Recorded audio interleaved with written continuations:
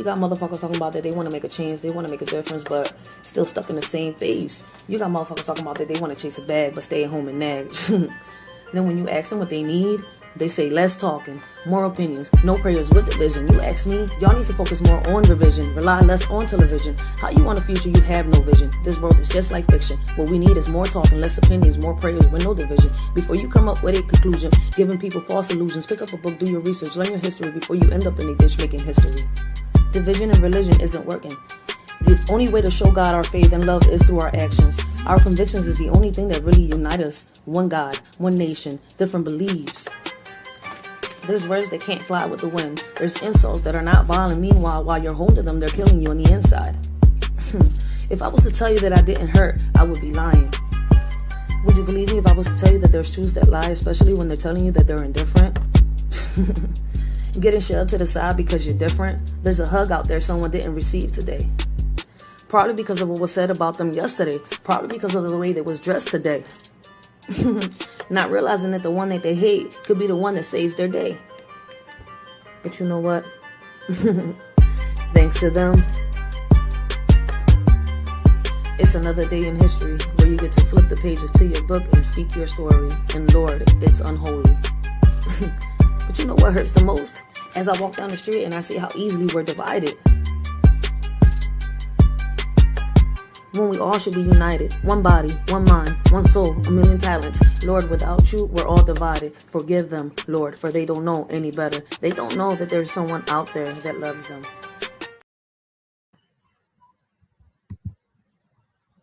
Hey, what up, everybody? I hope all of y'all is having a blessed and humble day. I hope all of y'all continue to have a blessed and humble day. I want to welcome everybody to the Writers for Life brings you the Let's Talk About It podcast. I know I'm not going to have a lot of people right now because there's a lot of people on YouTube live right now, but I'm just on here to bring the news, to bring awareness, to talk about it. Let's see if we can bring solutions. Y'all are all more than welcome to, chat, interact, and much more. Let's talk about it. Interact with a shorty. Let her know what y'all think, what y'all opinions are. We're not here to judge nobody. If anything, we're here to learn even more about what's going on.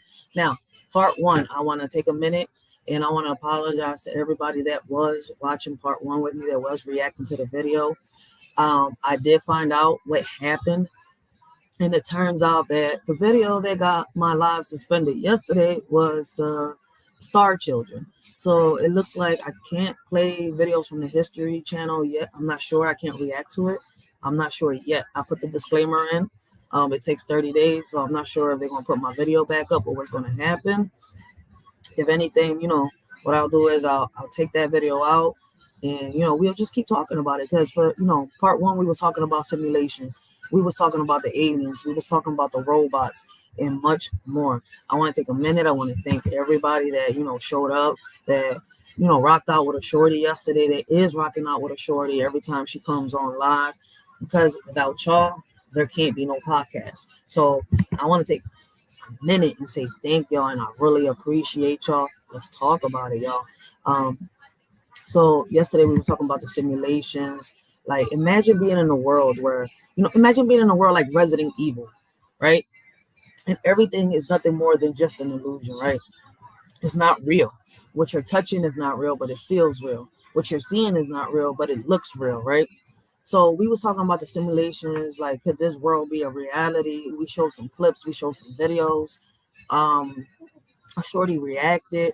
She gave her perspective. We showed some videos about, people talking about, could God be real?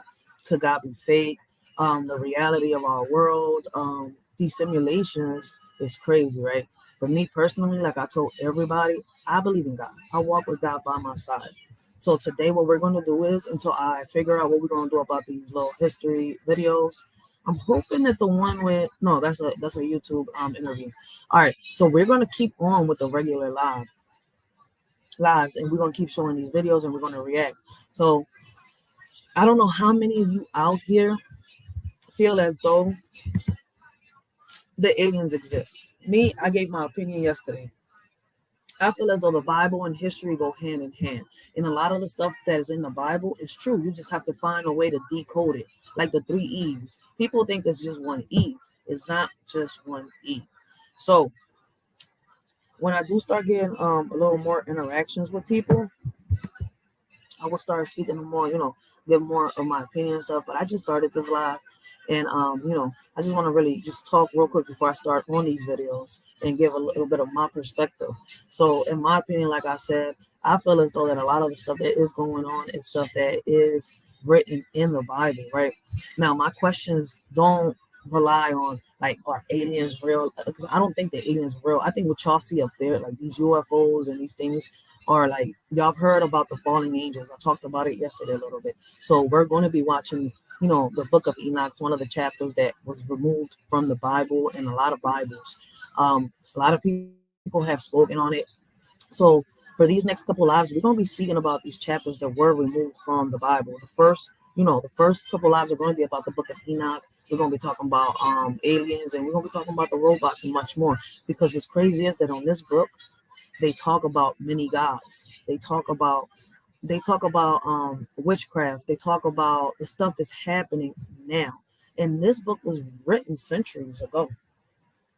And I know that a lot of people might get offended because of people's opinions. I ask, look, listen, it's not for you to get offended. We're not sitting here, judging or coming at religions. We're here learning. At the end of the day, I personally don't have a religion.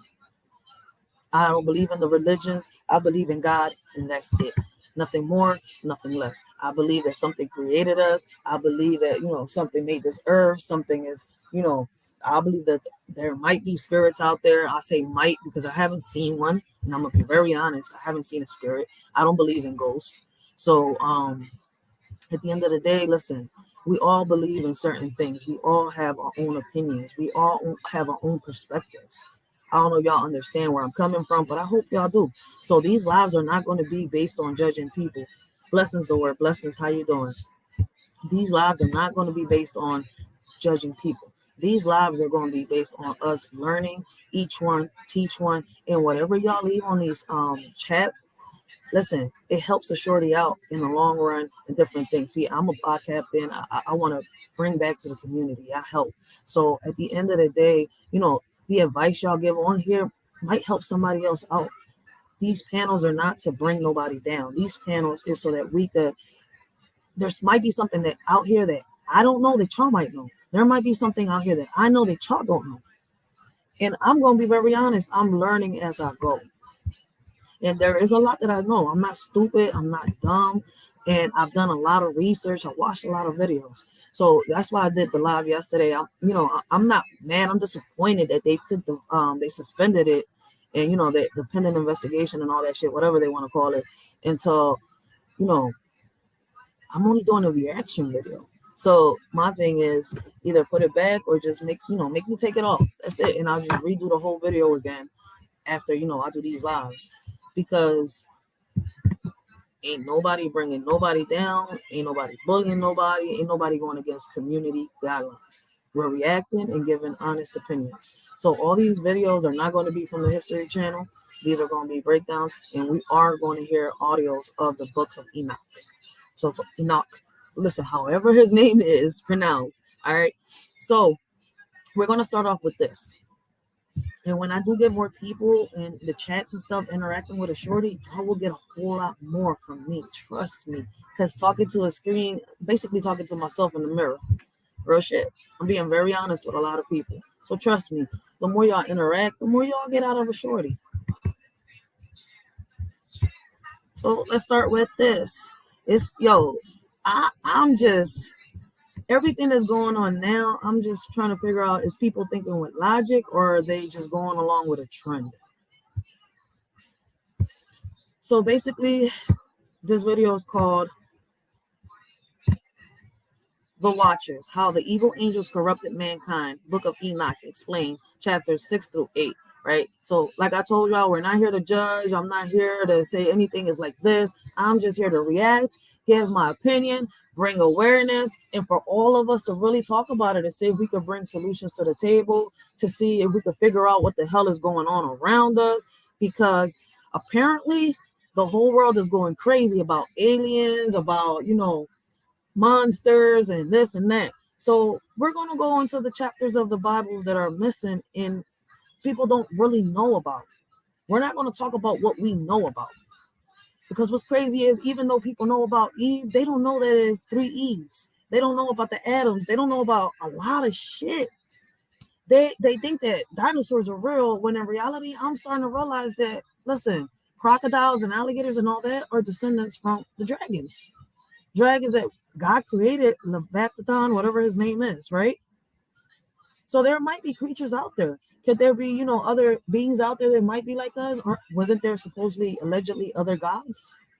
But let's hop into this, because there's so many ways we can go about this that is crazy. But I don't want to make nobody feel bad, so we're going to take it step by step. So since yesterday they suspended my life because I was talking about, the star aliens and stuff, it's crazy because, like I told people yesterday, I don't think aliens are real. I feel as though that what y'all think are aliens are what in the Bible is considered falling angels. And I will give my perspective as time goes by throughout the videos, for the simple fact I don't want to confuse nobody, and I don't want to offend nobody, because that's not what I'm here for. So let's get on. Most people have no clue that in 2023 the best. Could aliens be real?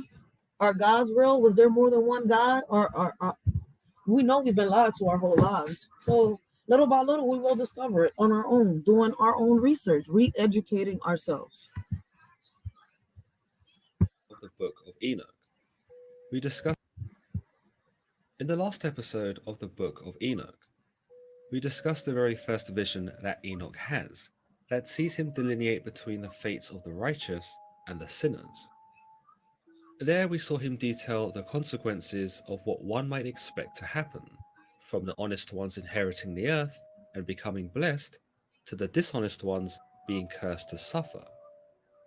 Amongst those who are damned are the watchers, those who Enoch tells us would quake with great fear and would thereafter be. And when he says the watchers are basically the angels that God left watching the earth when he, did what he did. And he made earth, he made mankind, he did this, right? Seized unto the ends of the earth.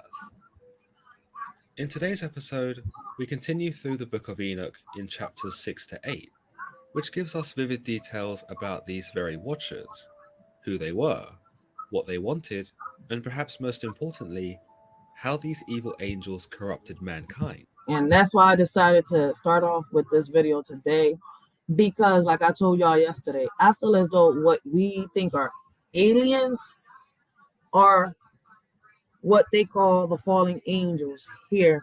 And there's so many reasons why I think that, and I feel that.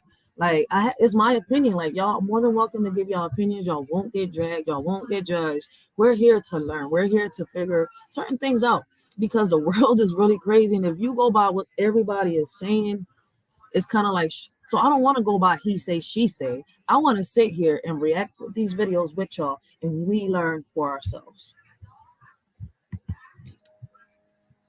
The chapter begins to paint us an image of the era in which the Watchers make their move. We are told that it was a time where man had multiplied greatly, and humanity appeared to be on an upward trajectory, with more and more lives being born. In this time, we are told that the daughters of the men were comely and beautiful, not just in their looks, but in their innocence, their spirit, and their righteousness. It appeared to be a time where if there was sin, it had not been proliferated or exacted in the capacity that would come to follow. So apparently, we were told that mankind sinned straight from the gate, if we go by what everybody tells us, right? But apparently, if you really read the chapters right in the Bible, and I've always had questions. I said it yesterday. I'm going to always have questions. I'm someone that stands for something and fall for nothing. And I'm not falling.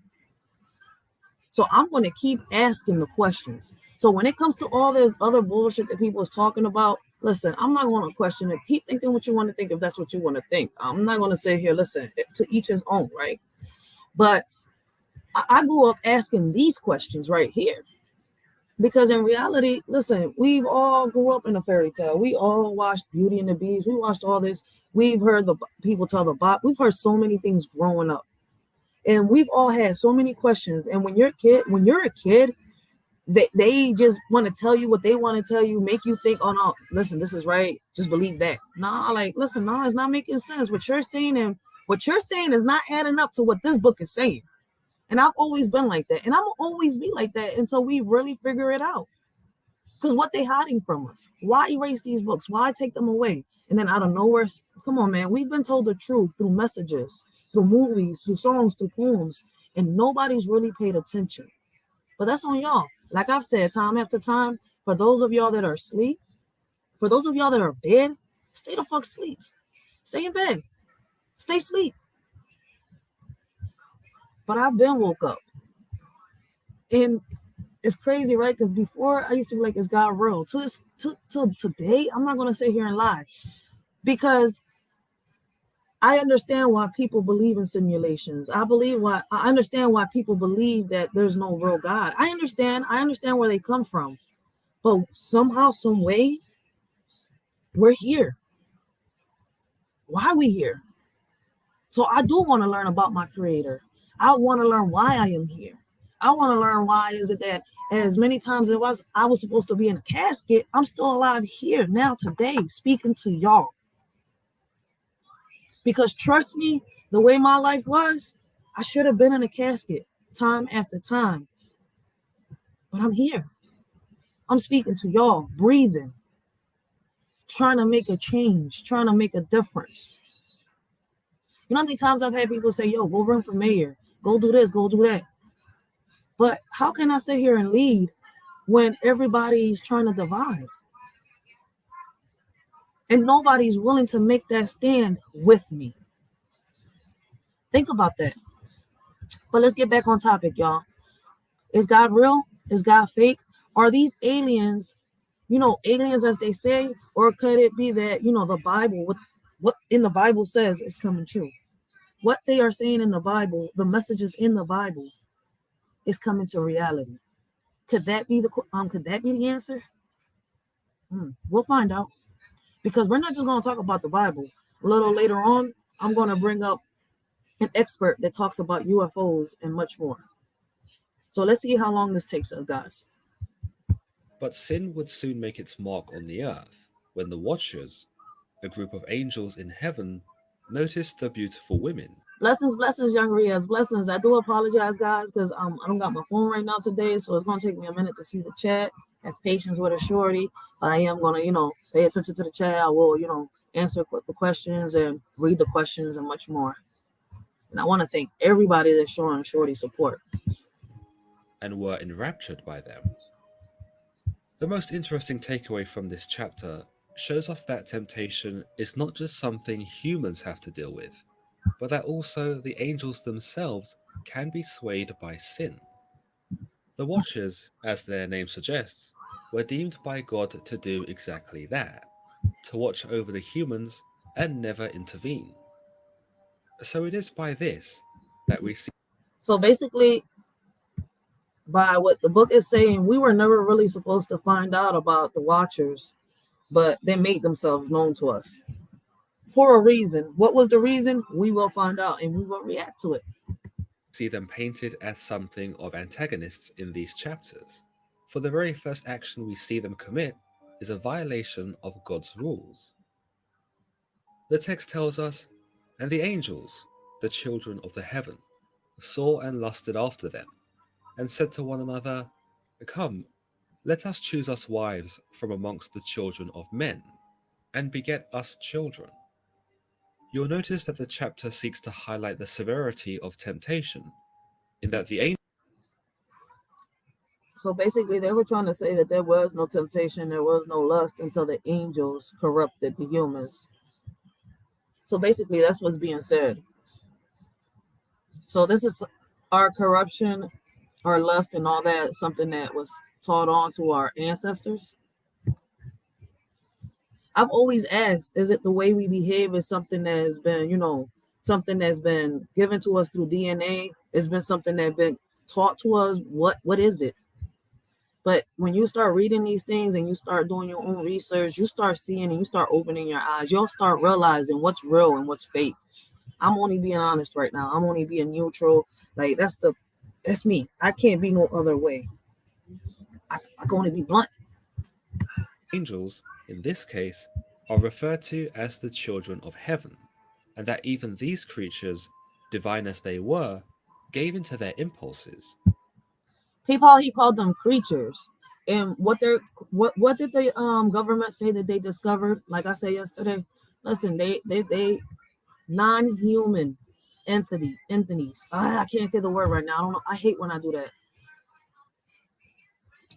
So basically, they discovered non-human beings. They didn't say they discovered aliens. See, people are taking it to the point where they're saying aliens. Certain people in the government are also saying it, and the government are also saying it. But I realized listening to these meetings and everything, they said non-being entities. Like, are we jumping the window as humans?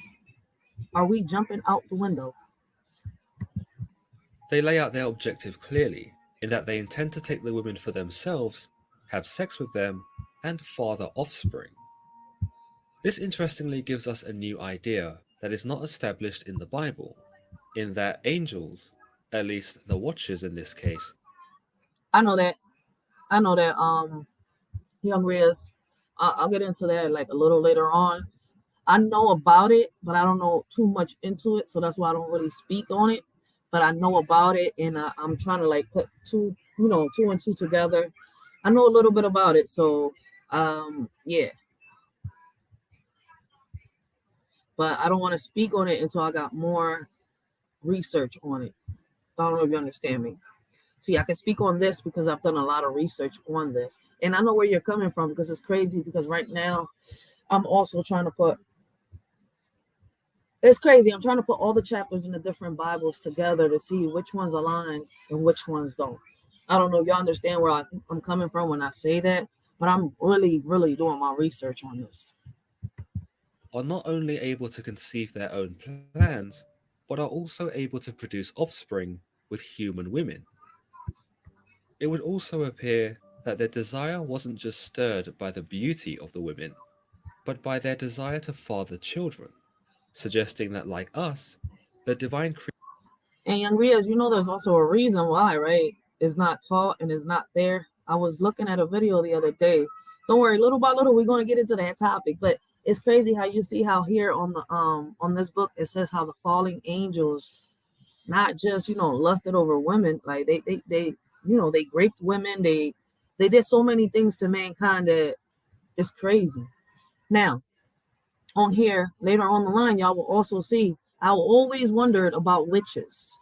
How did they come about? They never really explained it. They talk about hell so much, but how is it that the witches really were created? And it's crazy that reading all this, I'm starting to understand a lot of stuff. And I hope that, these are not the only videos out here.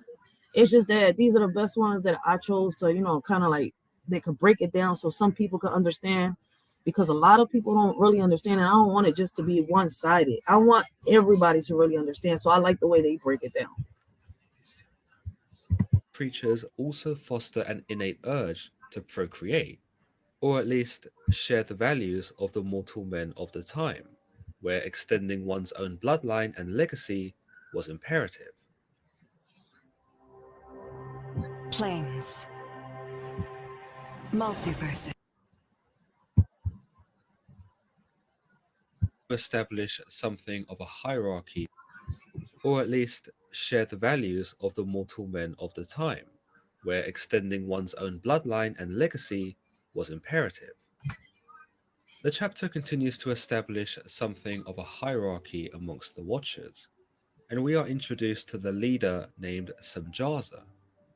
As the leader, Samjaza shows some restraint and opposes the bold idea suggested to him by his fellow angels. We are told, and Samjaza, who was their leader, said unto them, I fear ye will not indeed agree to do this deed, and I alone shall have to pay the penalty of a great sin. Now, there are two ways to read this particular line, Huh. one that paints Samjaza as noble and mindful of his place, or as already corrupt and something of an instigator as well. It looks like, I don't know. Because he said I alone shall have to pay the penalty of a great sin. I fear ye will not indeed agree to this deed, and I alone shall have to pay. So I feel as though that he feel as though that if he agreed with his fellow members, even though he's the leader, that he's the only one that's going to pay for it and not them. I think all of y'all will have consequences, because one thing that I have learned is that everybody has consequences to all their actions. So yeah, it looks like he was also corrupted. He was kind of messy. He would throw the stone and hide his hand. He would say jump and they would say how high and take the blame. That's crazy. You'll notice he tells his fellow watchers that he fears that they will not do as they have proposed, and that by merely conceiving that idea, he will be the one to pay the price of sin, considering that they were under his charge, and thus led by his example. By remembering the sin in the first place, Samjaza shows us that he is aware of God's power over him, and recognizes the consequences if his watchers were to act on this plan.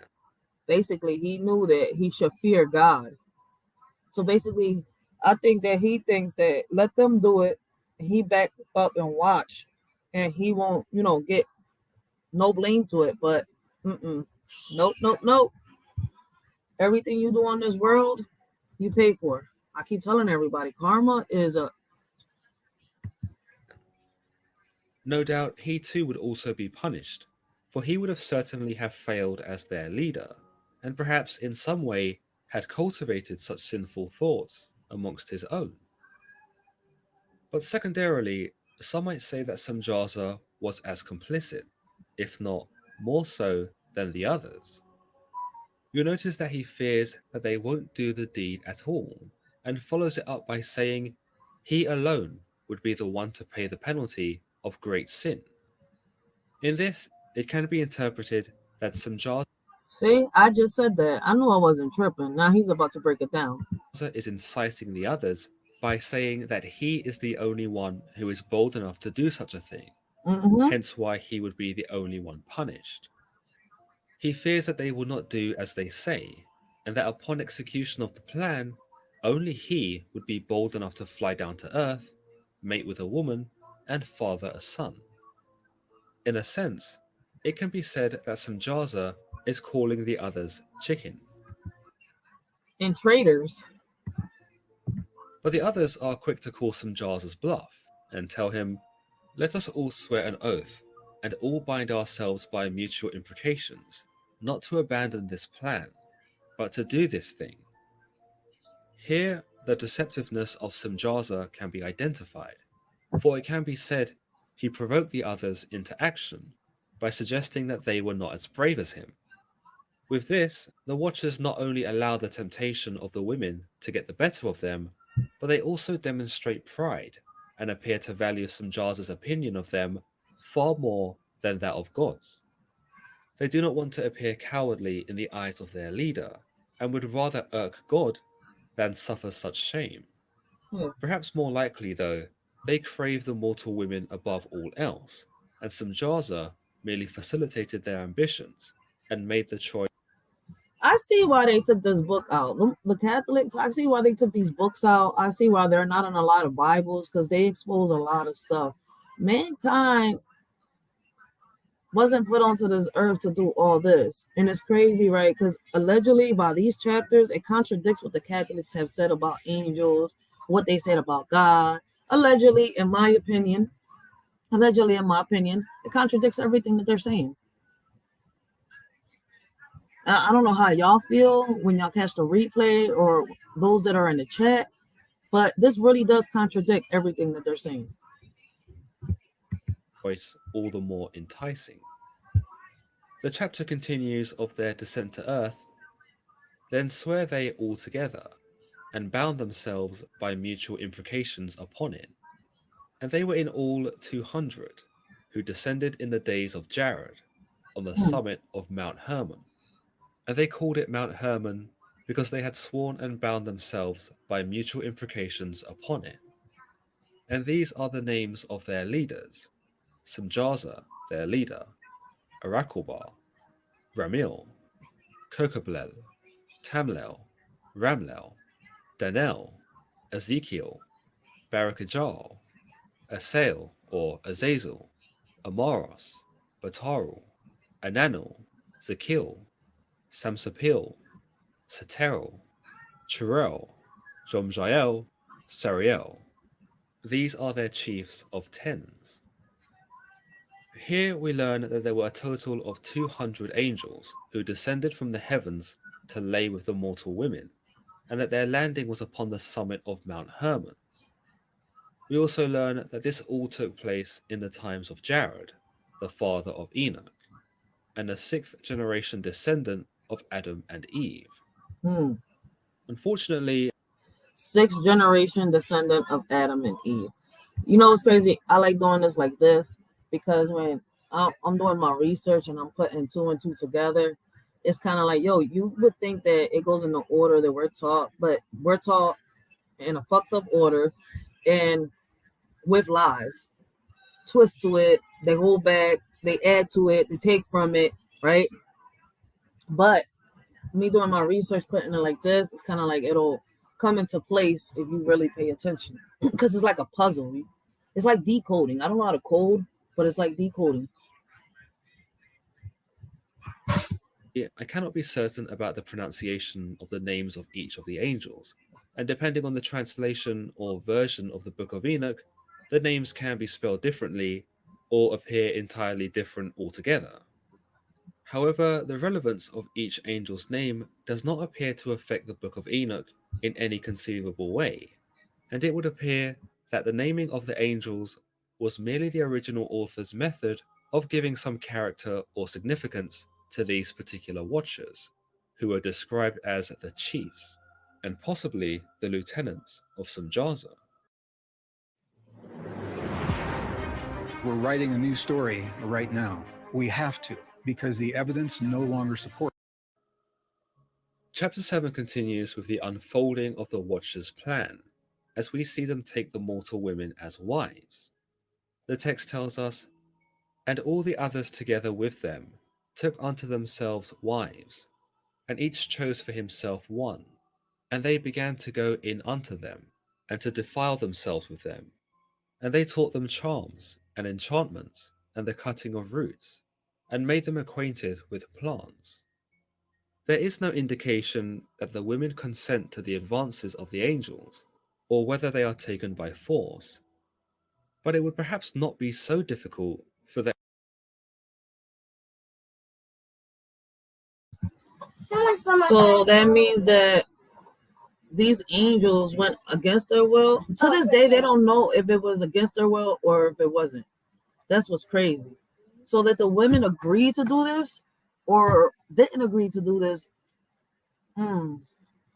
That right there, I'm about to do a little more research because you see, I like rewatching these videos like this because you catch what you miss. Like, even though I know I don't have people right now watching, like, listen, stuff like this really teaches you. Go ahead, I'm gonna put it back. All right, so let's keep watching.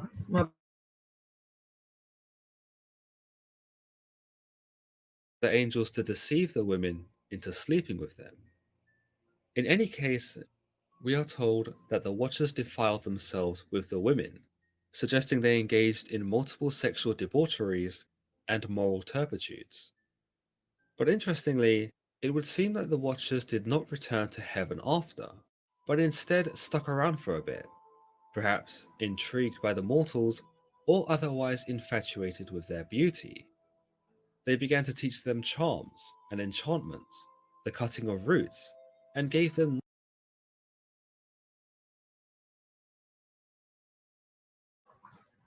See, it talks about it on here. According to this missing chapter in the Bible, the fallen angels were the ones that taught mankind witchcraft, allegedly. Allegedly.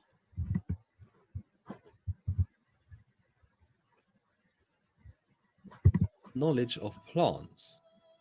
Here it can be interpreted that the Watchers taught the mortals the use of magic, that which was forbidden knowledge, and not the sort of thing that God had ever intended for man to wield. The charms and enchantments are unfortunately not specified in the text, but they appear to contribute to the earlier remark of the Watchers being defilers, perhaps defiling mankind's innocence with the practice of what might have become witchcraft or sorcery. We are then told more of the sin that would come to have greater repercussions on the earth, and that was the conceivement of the children between the Watchers and the mortal women. We are told, and they became pregnant, and they bare great giants, whose height was 3,000 ells, Damn. who consumed all the acquisitions of men, and when men could no longer sustain them, the giants turned against them and devoured mankind. See, and that's what I was talking about yesterday, how these angels did what they did with the humans, and that's how the giants came about. So it's crazy that these missing chapters that they took out out the Bible, all these books and all that they took out the Bible explains a lot, and it puts two and two. And I understand why they took it out. I understand why they took it out. They didn't want us to. They didn't want us to figure it out. But like I said before, the Bible is like a puzzle. You have to sit here and put it together. You have to sit here and decode it to understand the messages, understand what time things really happen. Like, it's crazy. Like, you have to be like a detective and really do your research because of the way everything is put in there too. Like, it took me a minute to figure out a lot of these chapters, and I'm still trying to figure out a lot of these goddamn chapters. I'm sorry to say it like that, because the Bible is like a puzzle, and it's got so many codes in it, so many messages. It's kind of like, damn, who would have thought about that, right? And I always wonder, like, where do witches really come from? Like, that the devil really did the devil really make them? Do they really, is the devil really their boss? Like, if y'all ever watched Sabrina the Teenage Witch and stuff like that, like, yo, I really did have questions. And like, it's crazy to find out later on, now that you're older, like, yo, God's angels taught them this? Here we are told that the women gave birth not to regular babies, but instead bulbous beasts that were as tall as 3,000 ells, and not without a temper. These giants, thought to be the Nephilim, were monstrous and had insatiable appetites, so much so that we are told here that they consumed all the acquisitions of men, most likely their cattle. When the food ran out, the Nephilim turned violent and began to consume mankind themselves. So disastrous were the Nephilim that no one was able to keep them in check, as they ran amok on the earth, more savage than anything that had preceded. It's crazy, right? Because they said David beat Goliath with the sling. And my biggest question was, did he really beat Goliath with the sling? them. Chapter 7 concludes by telling us that mankind were not the only victims of the Nephilim's rage, as we are told, and they began to sin against birds and beasts and reptiles and fish, and to devour one another's flesh and drink the blood. Then the earth laid accusation against the lawless ones. I was able to trade this coin from Carvana for. That's interesting. That's really interesting. Dire, to say the least, and this is before God has. The consequences of the Watcher's actions are dire, to say the least, and this is before God has even intervened. The Nephilim instead can be seen as an effect of karma, and also a caution that bad things will eventually take shape in one's life should they sin. The Watchers were probably not expecting to produce such monstrous creatures, and sought only the short-term gratification of their needs. But the story seeks to show us that everything has a price. While Samjaza is seen to consider the ramifications of sinning, He only considers the consequences his actions will earn from God, and omits the earth altogether.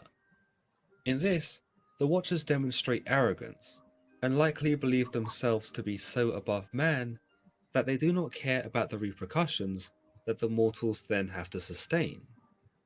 The Nephilim in this sense then become man's problem, as the Watchers do not claim ownership of them, nor do they take fatherly responsibility for the creatures they have spawned. Their impetuous And if we're how can I say it? If we were made from God and these people were meant to watch over us, I can understand God's fury. That's the crazy part. But why hide these chapters from us? Why confuse us for so long? What was y'all searching for? What was y'all looking for? Allegedly. actions are even denounced by the earth itself, where the Watchers are deemed as lawless ones. Considering the appetites of the Nephilim, I do not think it is out of the realm of possibility to suggest that they too try to consume the Watchers, Hmm. divine or not, and that here the Watchers may have come to see the folly of their actions. So basically, giving birth to these giants was their karma. It was the karma of the Watchers. And you know what's crazy? I've heard about the Watchers growing up. I just never understood because it never really got broken down. There's so many stories that we've heard growing up that we really never understood because of the way people talk about the Bible, talk about history, talk about everything. Why not just be honest about it? What is they so scared of? In fact, it is uncertain whether the Watchers were really able to enjoy Earth thereafter, nor whether they themselves were even strong enough to oppose the creatures that they had fathered. It seems unlikely that they were a match for the Nephilim, considering the description that goes into the creatures, those that are such ravenous creatures that they even turn cannibal and start fiending for each other's flesh and blood. Oh crap. Chapter 8 of the Book of Enoch tells us more about what the Watchers taught mankind whilst they were on Earth, and how they went about with their corruption. We are told of Azazel, a Watcher who taught men to make swords, knives, and shields, breastplates. So for those that had the same question that I had growing up, and the same question that I had, years back, like, yo, how did mankind learn how to make weapons? Like, who taught them? Who gave them the idea? And if this is true, it answers the questions that we had because of the holes and the loopholes and all that stuff that they did when it comes to putting these stories out in the public. It's crazy. It kind of fills in the holes. If this is true. And made known to them the metals of the earth, and the art of working them, and bracelets, and ornaments, and the use of antimony, and the beautifying of the eyelids, and all kinds of costly stones, and all colouring tinctures. Despite not being the leader of the Watchers, much of the condemnation in the fallout is reserved for Azazel, who we later learn is pursued by the Archangel Raphael with the utmost prejudice. Perhaps because, unlike And we all know about Raphael. And it's crazy. I heard about this angel, Ezekiel, whatever, however you say his name, but I've heard him throughout shows. That's the crazy part. Damn. So this is the angel that allegedly showed mankind how to make swords, how to, make lipstick, how to dress and do all this stuff. But why did he do it? Did he do it to stir up? Did he do it to, prepare them? Did he do it to save them? Did he do it to, why did he do it? If man wasn't supposed to be at war, why did he do this? Why did these angels do what they do? What they did? Let me put it like that. Samjaza and the others who taught the mortals magic, Azazel taught them how to make weapons, and worse yet, how to use them. With this idea, it is believed that Azazel showed man how to hurt each other, how to wage conflict on each other, and how to kill each other, and instilled in man a sense for warfare. The magic given to mankind by the other Watchers was perhaps harmless, inconsequential even, but the crafting of swords, knives, shields, and breastplates that were taught by Azazel brought only pain and suffering. And that's another thing. Growing up, right? Let me cam up for this. Growing up, I was told, I was talked about voodoo, about witchcraft, about magic, about dark magic, about good magic, about all that stuff, right? But to me, listen, mind you, when I saw the movie Matilda and I saw her trying to move the cup and all that stuff, and I'm like, yo, like, could I? I really tried it. I'm not gonna sit here and lie. I really tried it. I tried to move that cup, thinking that I could move that cup. It never moved. So it's kind of like, how can I believe that this is real, right? When I have not seen it, my eyes cannot, my brain cannot comprehend it yet. And I'm gonna say yet because what if it is? There's plenty of people out here that have said they've done voodoo and it's worked. There's plenty of people that said they have done witchcraft and it's worked. But me, myself personally, I don't know if it's real or not for the simple fact. And it's crazy, right? Because I grew up them telling me, if you don't believe in it, it won't hit you. I don't know if it's because, that, but I don't think so. Like, I haven't seen nobody yet, like face to face, sit here and move a cup by just moving it through eyesight. I have not seen somebody, read somebody's mind yet. I haven't seen somebody do any type of magic powers, do any type of potions or anything that would sit here and, oh my God, this happened like this. Listen, I can't believe it until I see it. But that's just me. I don't know how y'all feel. But they say they taught mankind witchcraft. But then again, here we go. Science and witchcraft are kind of alike. And I can sit here and say, like, damn, it's a mystery to the earth. Could, mixing up these certain types of ingredients, could it really make up a potion? That I could kind of like believe in the potions and all that, because you can make a simulation of a volcano when you're making a project, right? You make this little volcano out of clay. You put the baking soda, you put the vinegar, or you could put the, the soda and some menthols in there. And you got a simulation of a volcano. But then again, that's a simulation. Yesterday we was talking about simulations, right?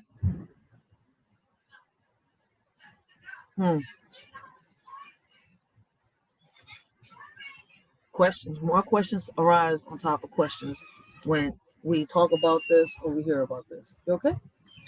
What happened out there? It's hot. But let's keep watching the video.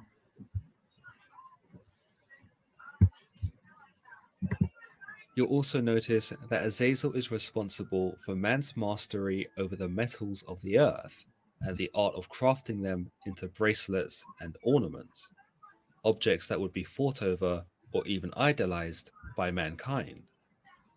It is these sorts of items in jewelry, ornaments, and costly stones that would inspire greed and envy, destructive sins that would corrupt man. The beautifying of the eyelids is another interesting aspect mentioned in the passage, and some have thought that this was in relation to makeup and cosmetics, and that Azazel taught the less beautiful women how to compete with those who were naturally blessed in the looks department. Oh, I was confused. What is your opinion on this? I want to know. Shit. I was confused. I thought it had to do about makeup. Bro, shit. Some have also said that this painting of the face was a deception, and that Azazel instructed the women to do this in an effort to entice men and make the world promiscuous. In any case, the Watchers' efforts to corrupt man were successful, as chapter 8 tells us, and there arose much godlessness, and they committed fornication, and they were led astray, and became corrupt in all their ways. The other Watchers are also named and shamed in this part of the chapter, where we are told Samjaza taught enchantments and root cuttings, Amaros the resolving of enchantments, Barak Kajal taught astrology, Wow. Kokoblel constellations, Ezekiel, the knowledge of the clouds, racheal, the signs of the earth, Shamsiel, the signs of the sun, and Sariel, the course of the moon. So these angels left mankind with a manual to learn and understand Mother Nature, to understand the earth that we live in. Why take these chapters out the Bible? Why remove this and not let mankind learn their own history? I'm just curious. I want to know. Here we are given more insights as to what mankind was taught and how, in the eyes of God, his creation was corrupted. Mankind appears to have been given the keys to the universe during the Watcher's visit, and while some of these teachings might seem benign enough, the Book of Enoch reserves that this was not God's intention, and that the Watchers had superseded him, thus angering him beyond measure. Some might also say that with the Watchers teaching mankind about the signs of the earth, the sun, and the moon, as well as the constellations and the clouds, man gained independence from God. But in doing so, it can also be said that the Watchers invoked in man a thirst for understanding and a cultivation of an ambitious attitude that would set man off in seeking knowledge more than salvation. But the So were we put in this world to seek knowledge, to survive? What were we put in reality in this world for? To amuse? What were we put in this world for? Is the biggest question. What were we meant to do? Because if the angels gave us the knowledge to figure out the world and how to survive, why was it a bad thing? I'm only being but nothing but neutral in this, right? See, the Catholics made the angels seem so they were just nothing but loyal servants to God, except for Lucifer. But there were more than one angel that was not loyal to God. The teachings of the Watchers would not be enough to fend off the rage of the Nephilim, as the creatures brought down devastation upon the earth. The landscape was battered, animals were slaughtered, men and women torn apart. Chapter 8 concludes by telling us, "And as men perished, they cried, and their cry went up to heaven." With these cries, the antics of the Watchers and the destruction of their offspring would become apparent to the archangels, those that were already preparing God's vengeance. But that's all we have time for on today's episode of the Book of Enoch. Next time, we'll be exploring how God responds to seeing what the Watchers have done on Earth, as well as a profound look at the vengeance of the archangels. If you've enjoyed today's video, let me know in the comments. So shout out to that man for, putting that video out there and giving his version, because he kind of explains it real good and he breaks it down real good, y'all. Like, I've never really seen somebody break it down the way he has. I love it. It does give you a little understanding.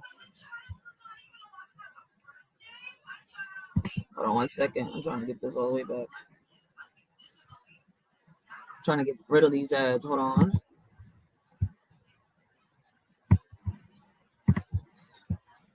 All right. So we're about to hop into the next clip, right? But I am kind of curious to know how y'all feel, right? Do y'all think that right now what we're having are aliens, monsters? Do y'all believe that there's other people, there's other beings around us like us that we cannot see, that we don't know about?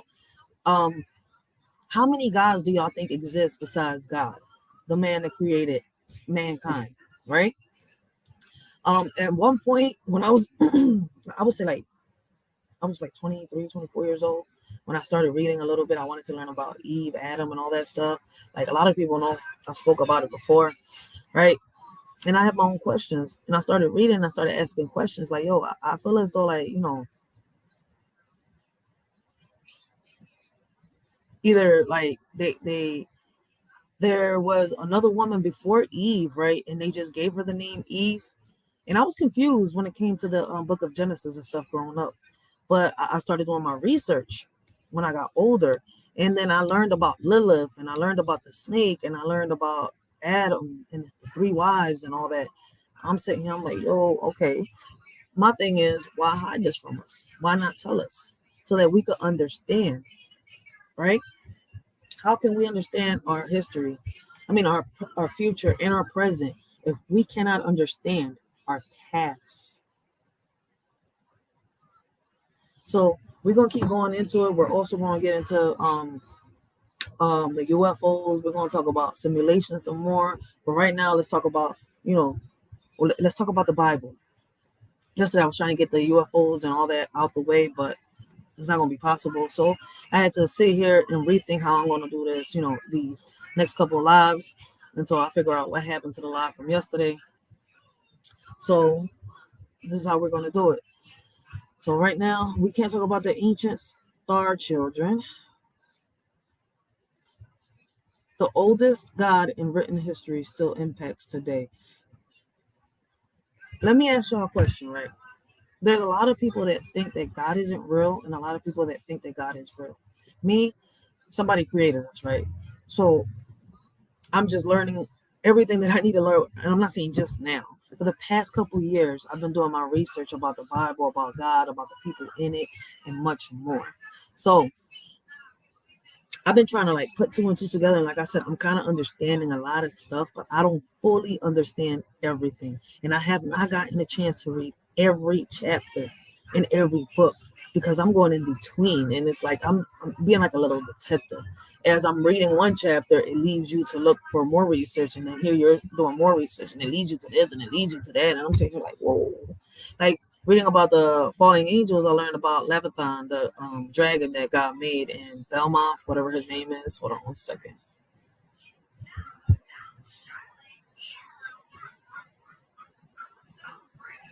Yeah, see, Leviathan.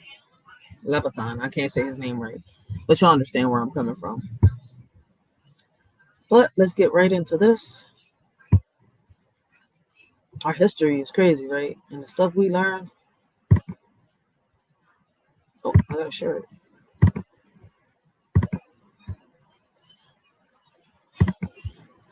All right.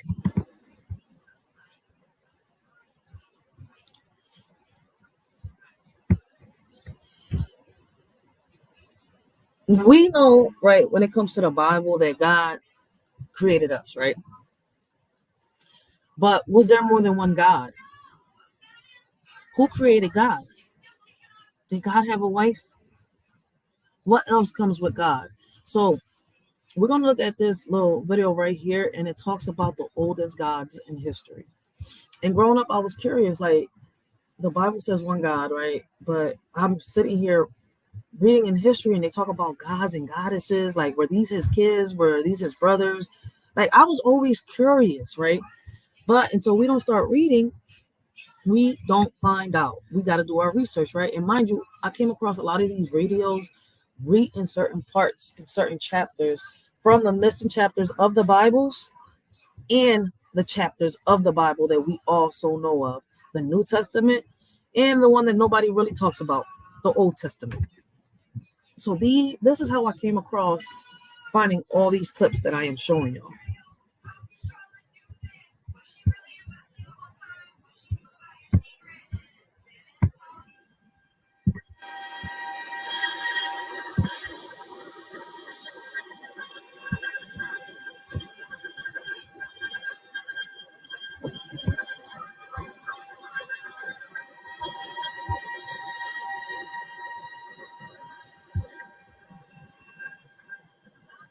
The oldest tablet or inscription mentioning any god is typically considered to be Anu, the sky god, worshipped by the Sumerians in Mesopotamia, modern-day Iraq, around 4000 BCE, 6,000 years ago.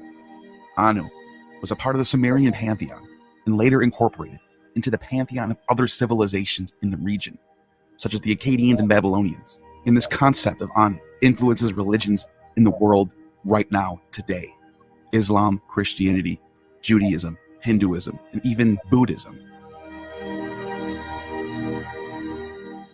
Anu was believed to be the father of the gods and ruler of the heavens. There may have been older gods and older deities worshipped by prehistoric cultures, which I've mentioned in previous videos, but these do not show up in written records.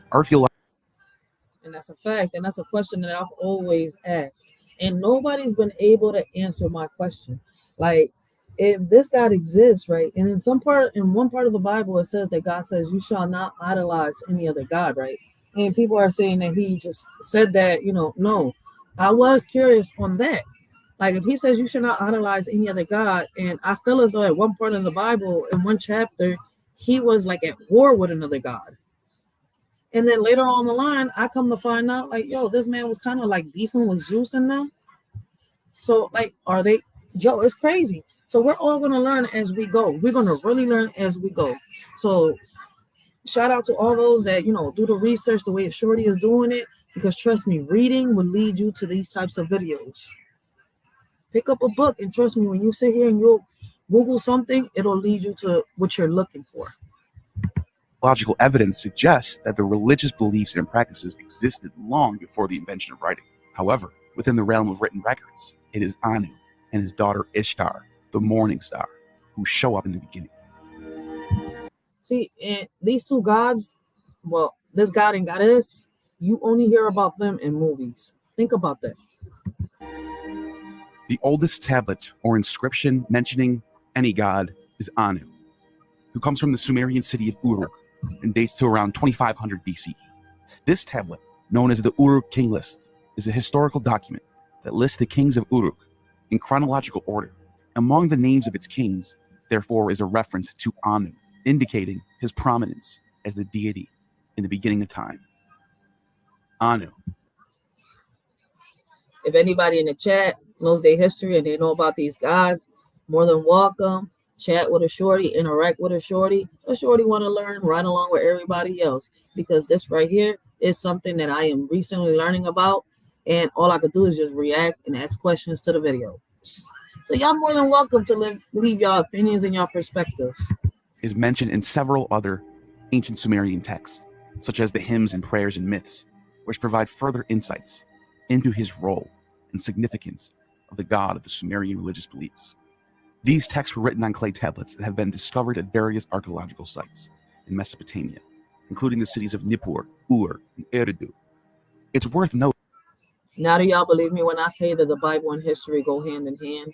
I'm somebody that loves to read. Like, I really love to read, and I love doing research. I don't know what it is. I just love it. I like to learn. I love learning different things. And it's crazy how in our history, we've only been told about just one God. And all the other gods have been put into movies made like if they were fiction, or into TV shows or into novels. It's crazy, right? That these inscriptions and tablets are the oldest known references to Anu specifically, but it is likely that the worship of Anu predates these written records, possibly by several centuries or more. Anu is considered the god of the heavens, and his name translated as sky or firmament, and it comes from the word An, which is represented by a cuneiform logogram that is interchangeable with the word Digir, which means God, and it is theorized that the word An is actually cognate with the Proto-Indo-European root word for one, which is also An or Ein, showing that Anu is the possible proto-monad concept of the one. And what's even more mind-blowing about this is the rarity of common elements between Sumerian languages and Proto-Indo-European languages. I'm saying that it gets me kind of curious, right? They say that the God that created mankind is the most powerful God of all, right? And I'm not doubting him. How did mankind manage to tame these gods? How is the biggest question. Languages, mostly separate language families. And when there's a word that is cognate between these two language families, that this is as ancient as we can possibly imagine. Anu is the son of Anshar or Kishar, who are primordial deities associated with the horizon and earth. Anu is depicted as the mighty and wise god who resides in the highest heaven, ruling over other gods. He is often portrayed as the father or progenitor of other deities. including Enlil and Ea, also known as Enki. Anu. So he's the father of all gods. Who's the father of the God that created us? Like, we know Kronos is the father of Zeus. What's his name? Poseidon. And Hades. So Anu is the father of all these other gods. Who's the father of the God that created us, or is he just a God and we're supposed to be gods and goddesses under him, and we're just not doing what we're supposed to do? I mean, there's so many questions, and I have to watch what I say because, like I've said, like I've gotten strikes on videos before, so I have to watch what I say. So I appreciate everybody that's down with a shorty, and listen, let's do this together. Like, I want to know just as much as y'all do. Anu's role as a supreme deity is sometimes overshadowed by other gods, such as Enlil or Marduk, who gained more prominence in later periods. Nevertheless, Anu retains his status as the head of the pantheon and ultimate authority of heaven. Anu's role in the divine hierarchy is also reflected in Mesopotamian cosmology, where he occupies the highest level of the universe, separated from the earth and its inhabitants. He is associated with the celestial realm, divine laws, and ordering of the cosmos. In the Akkadian mythology of Babylon, Anu is considered the chief god and the father of all gods. He plays a crucial role in the creation story, known as the Enuma Elish, where he gives birth to the god Ea and grants him authority over the earth. The Greek god Ouranos seems to have a similar role as the firmament or the heavens god. Both Anu and Ouranos are considered to be the personifications of the sky or the firmament, and they're both regarded as sky kings. So are they gods of this heaven, or gods of this earth, or gods of another planet or of another earth, as they so call? They are associated with the heavens and are seen as the rulers of the celestial realm. Both Anu and Ouranos are considered to be the primordial deities, existing at the beginning of creation. They are among the earliest divine beings in their respective mythologies. Anu and Ouranos are depicted as fathers of major deities in their pantheons. Anu is the father of Enlil and Ea, while Ouranos is the father of the Titans, including Kronos and Racheal. Oh, he's the father of Kronos. Physically, they are separated from the earth and its inhabitants, and Anu resides in the highest heaven. He's the father of Kronos. See, why hide all these other gods? That's always going to be my biggest question on this. Like, and with all of these distractions that are going on, right? With what is being talked about the aliens, is that another distraction? What did they find? What did they discover? And I'm always going to say that. Ouranos is depicted as an entity that covers and separates the earth from the heavens. These parallels suggest a common theme of a sky king figure with a paternal role and authority in these early mythologies of these early civilizations. Anu is associated with the concept of divine kingship. The king of Sumer was believed to derive his authority from Anu, the one who bestows kingship upon earthly rulers. In both cases, the concept of heavenly abode is present. Anu is described as residing in the highest heaven, known as the celestial abode, or the heaven of Anu. And the name of Ouranos literally means heaven in Greek. The text of the New Testament in the Gospels, the word used by Jesus and Paul for kingdom of heaven, is translated from the Greek kingdom of Ouranos. This heavenly realm is depicted as a sacred and divine space separate from earth.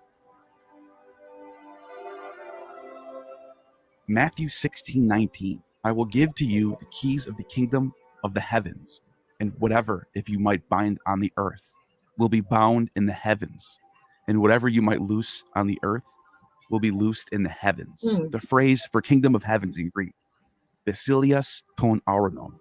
The word Ouranos is present for heavens 3 times in this passage. Bound in the heavens, Didemenon and tois Ouranos. Also at the end. And they say heavens like there's more than one. And there's another video I got on here talking about the 3 heavens, and nobody speaks about that. Why doesn't nobody speak about the 3 heavens? Right? It's like we really have to sit here and really go out there and do our research, because if not, we're going to be lied to, deceived. This passage, loosed in the heavens, Leleumenon and tois Ouranos. So the word heaven for Ouranos, which is borrowed from the concept of Anu, or the one, is directly impacting the Christian religion, for the kingdom of heaven is the kingdom of Aranos. Anu is credited with playing a role in the creation of the universe and the establishment of cosmic order. He is seen as the one who organizes and governs celestial bodies and heavenly cycles. Anu is associated with justice and the establishment of divine laws. He is seen as the ultimate arbiter of justice, ensuring that the order is maintained within the cosmos among the gods. He presides over divine assemblies where decisions and judgments are made. These gatherings of the gods include discussions, counsel, and determination of destinies. These aspects and beliefs about Anu can be found in various Sumerian texts, which give us insight into the understanding of Anu's role as the supreme god and his significance in the religious cosmological framework of ancient Mesopotamia. So there is somebody stronger than God, his father. And they say that he didn't have a father. But is this God's father is the question. But it seems to be the father of all gods, they say. Now, although Aranos is usurped by Saturn, who takes the kingship of heaven from his father and castrates him, the god Anu, over time, is replaced by other deities who came after him and gained prominence and assumed more significant roles within the pantheon. These two primary gods who surpassed Anu in influence are Enlil and Marduk. Enlil, just like Saturn, is the son of Anu and was initially assigned the role of carrying out Anu's decision on Earth.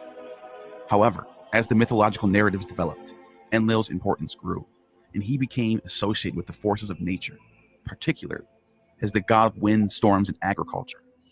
Enlil's authority expanded to encompass the earth and its inhabitants, and eventually became the chief deity of the Sumerian pantheon. Despite this, Anu retains his position as the head of the pantheon, and Enlil's rise did not involve a direct usurpation of Anu's authority. Marduk's rise to prominence occurred in Babylonian mythology during the time of the Babylonian Empire. In the Enuma Elish, the Babylonian creation myth, Marduk defeats the primordial goddess Tiamat and establishes himself as the supreme god. Marduk's ascendancy reflects the rise of Babylon as a major power in the region, while Marduk became the central figure in Babylonian. Don't it look like at one point that all these gods had interaction with mankind? In pantheon, Anu retains his position as the father of the gods and the ruler of heaven, just as Aranos attains his status even after Saturn and Jove rule the heavens. Anu, like Aranos, continues to be known as heaven's abode, but Marduk is identified with the celestial body of Saturn, showing his overlap and genetic connection to the Greek myths of Saturn and Aranos. In Mesopotamian mythology, the pantheon was dynamic, with the roles and prominence of gods evolving over time. This evolution was influenced by various factors, including shifts in the political power and assimilation of different cultures. While Enlil and Marduk may have surpassed Anu in certain aspects, Anu's position as the father of the gods and the ruler of the heavens remains significant throughout all of Mesopotamian mythology. The story of Saturn also. Yo, this is all really interesting, and my biggest question will always remain: why separate the Bible and the history? They all go hand in hand. Why put certain things in the Bible, put certain things in what you call just history, just regular books, history books, and just hide certain chapters like the book of Enoch and other chapters that we're going to talk about later on the line from us? Like, what? My big known as Kronos, usurping Aranos, is a part of Greek mythology recounted in Hesiod's Theogony and other ancient Greek texts. According to the myth, Uranos was the primordial god of the sky and ruled over the universe as its first original ruler. Uranos married Gaia, the goddess of the earth, and together they bore many children, including the Titans. So this right here proves, right? I wasn't reading, I was watching a video, right? And it had a little article with it. And it was talking about how God had a wife. It kind of does make sense. And it's crazy how people try to make it seem like that nobody knows if God is a man or if God is a woman. There's people out there that do really know the truth to our history, that really probably do got the collections. And I'm going to say collections because there's people out there that are collectors and love collecting history that probably do got almost all of it, probably missing maybe a piece or two to his collection and knows everything that's going on.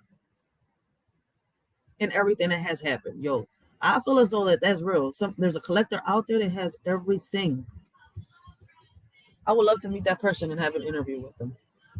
However, Uranos was a harsh and oppressive ruler who feared his own children's power. He hid his children deep within Gaia's womb, causing her great pain and suffering. Gaia became resentful and plotted with her children to overthrow Uranos.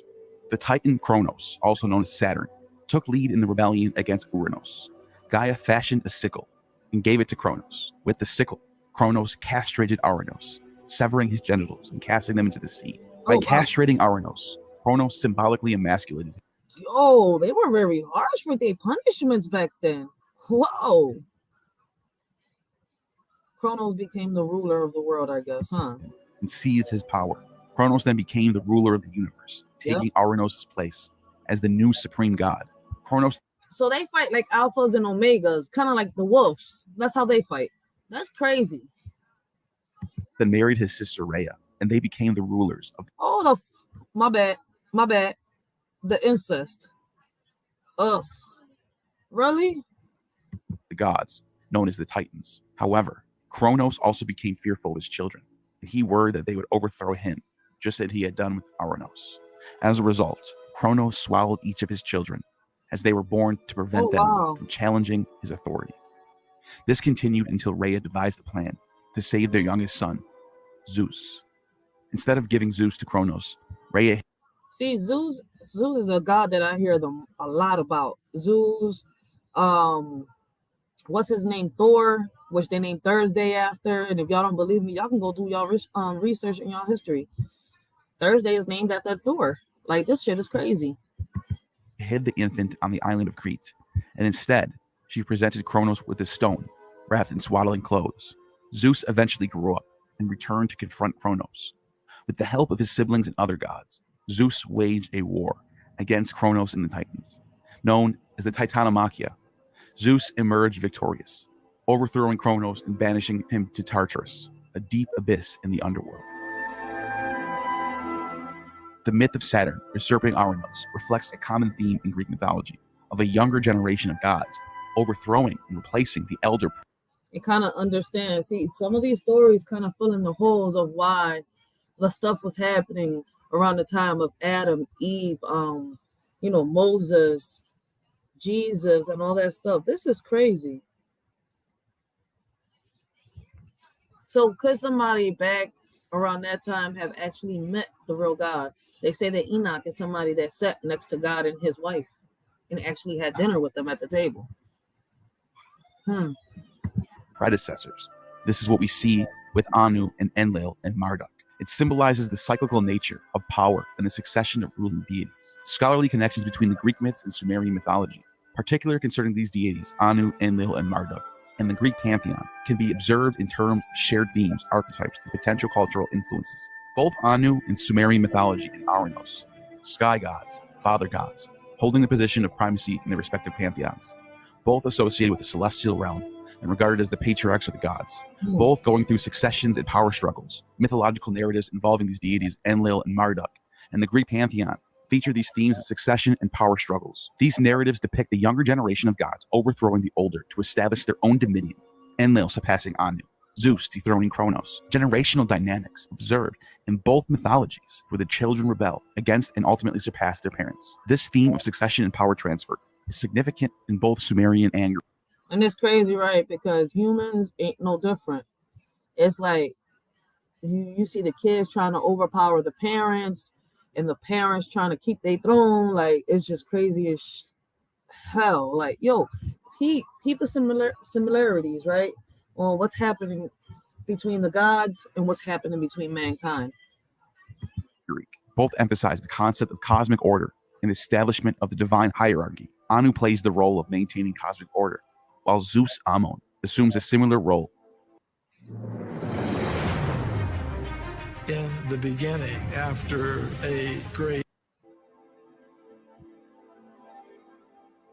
The gods are organized in a hierarchical structure, with specific deities assigned roles and responsibilities within their pantheons. The ancient civilizations of Mesopotamia and Greece had periods of contact and cultural exchange. This contact likely influences the mythology and religious beliefs of these civilizations. There is evidence to suggest that cultural and religious exchanges occurred between ancient civilizations.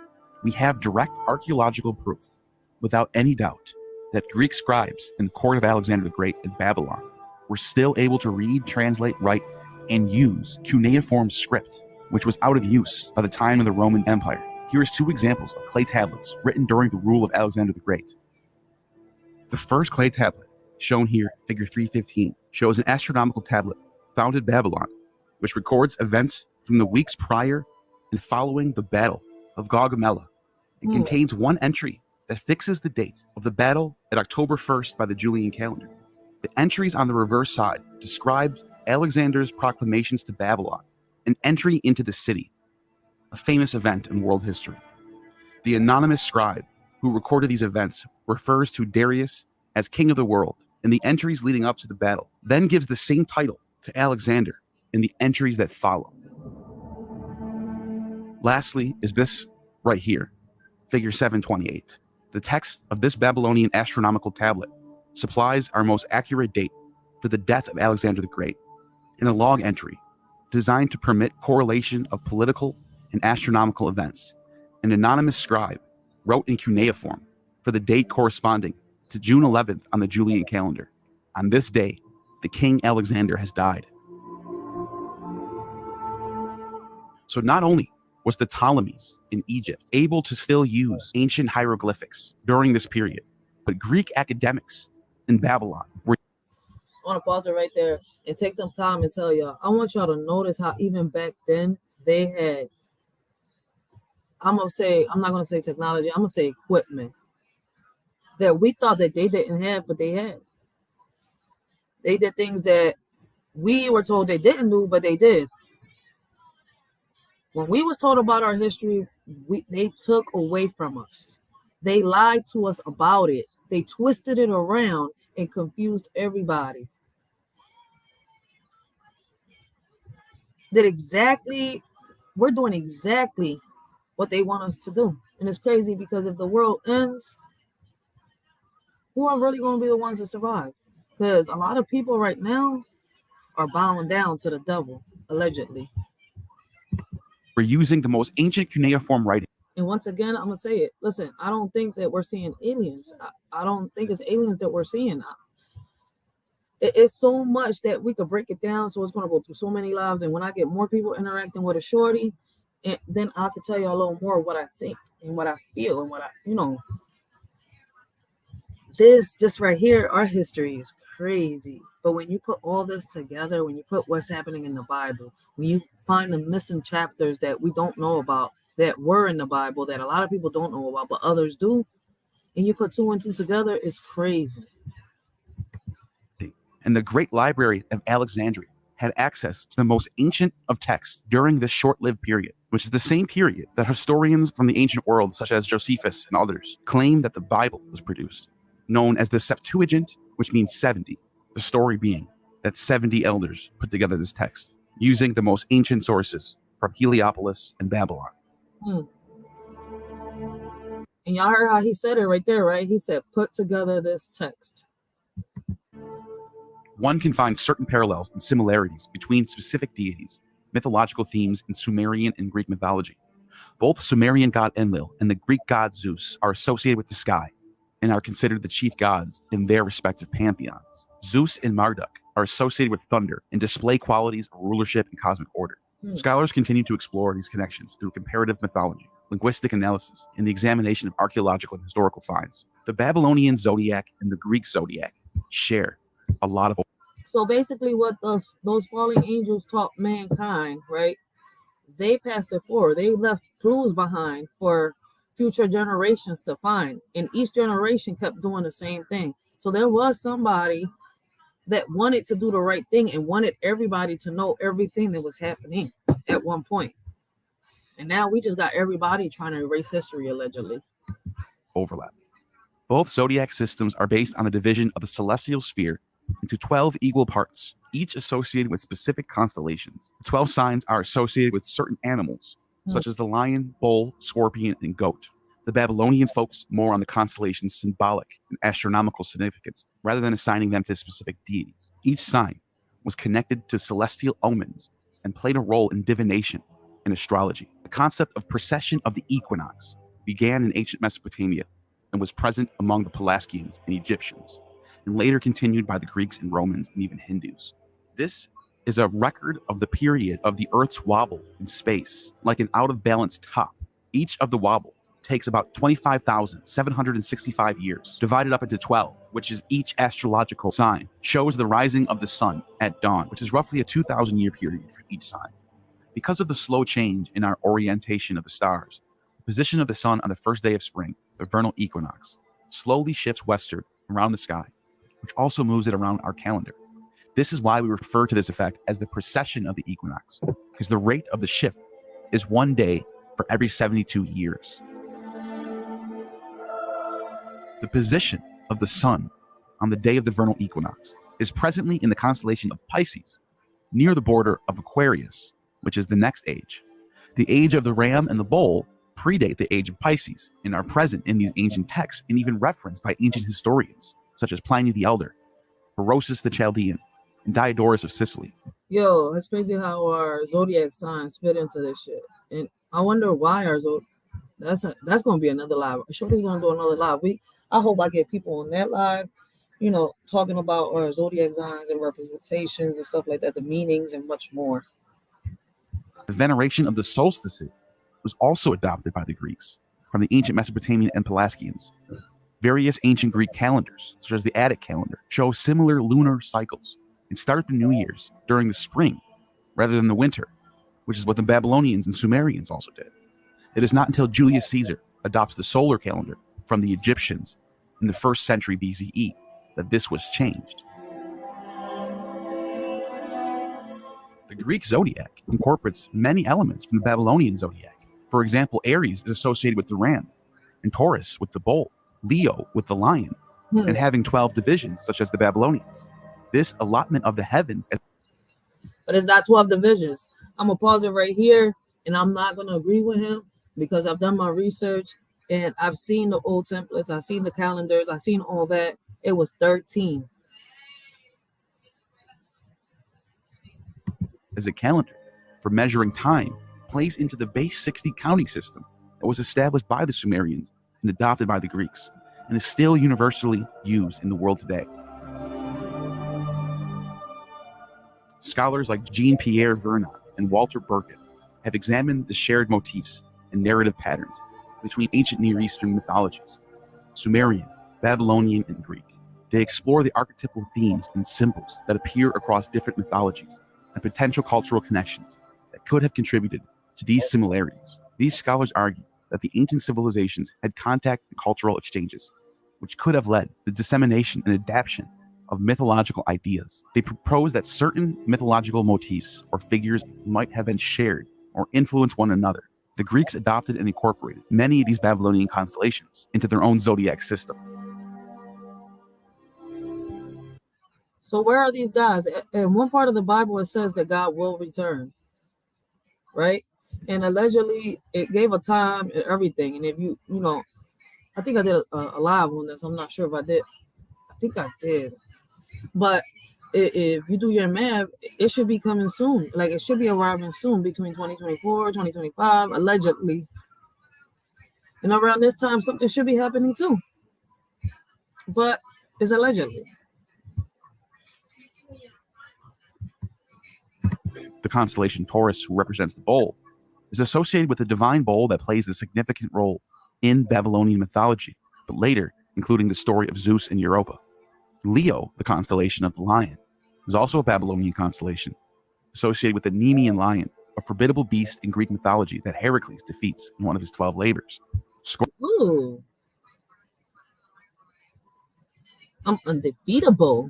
Leo, baby. Scorpius represents the scorpion, recognized by the Babylonians. Scorpius is the one that stings Orion, leading to his death.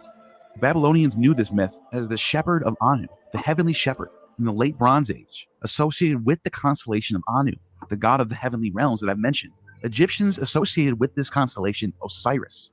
Orion was identified with Unas, the last pharaoh of the 5th dynasty, who is said to have eaten the flesh of his enemies and devoured the gods to become great and bring inheritance of his power. According to this myth, Unas travels through the sky to become the star Orion. This myth passed down from the Sumerians, from the constellation Ur-Inanna, Orion. So what he's trying to say is he's trying to say that these stars that are up there in the sky are basically the gods. Meaning the light of heaven, Ur-Anu. The name of the Taurus constellation was Gud-Anu, the bowl of heaven. These are brought down from the Hittites in the realm of Anatolia, passed down to the Ionians, and then eventually passed to the Greeks. In the Scorpius constellation that stings Orion becomes one of the 12 Greek constellations. Aquarius, the constellation, is the water bearer, also has its roots in Babylonian astronomy. It is associated with the god Ea, or Enki, the Sumerian god of wisdom and water, who pours forth life-giving waters. The Greeks later incorporated this. So basically, what he's also trying to say is that each and every one of our horoscopes is associated to a god.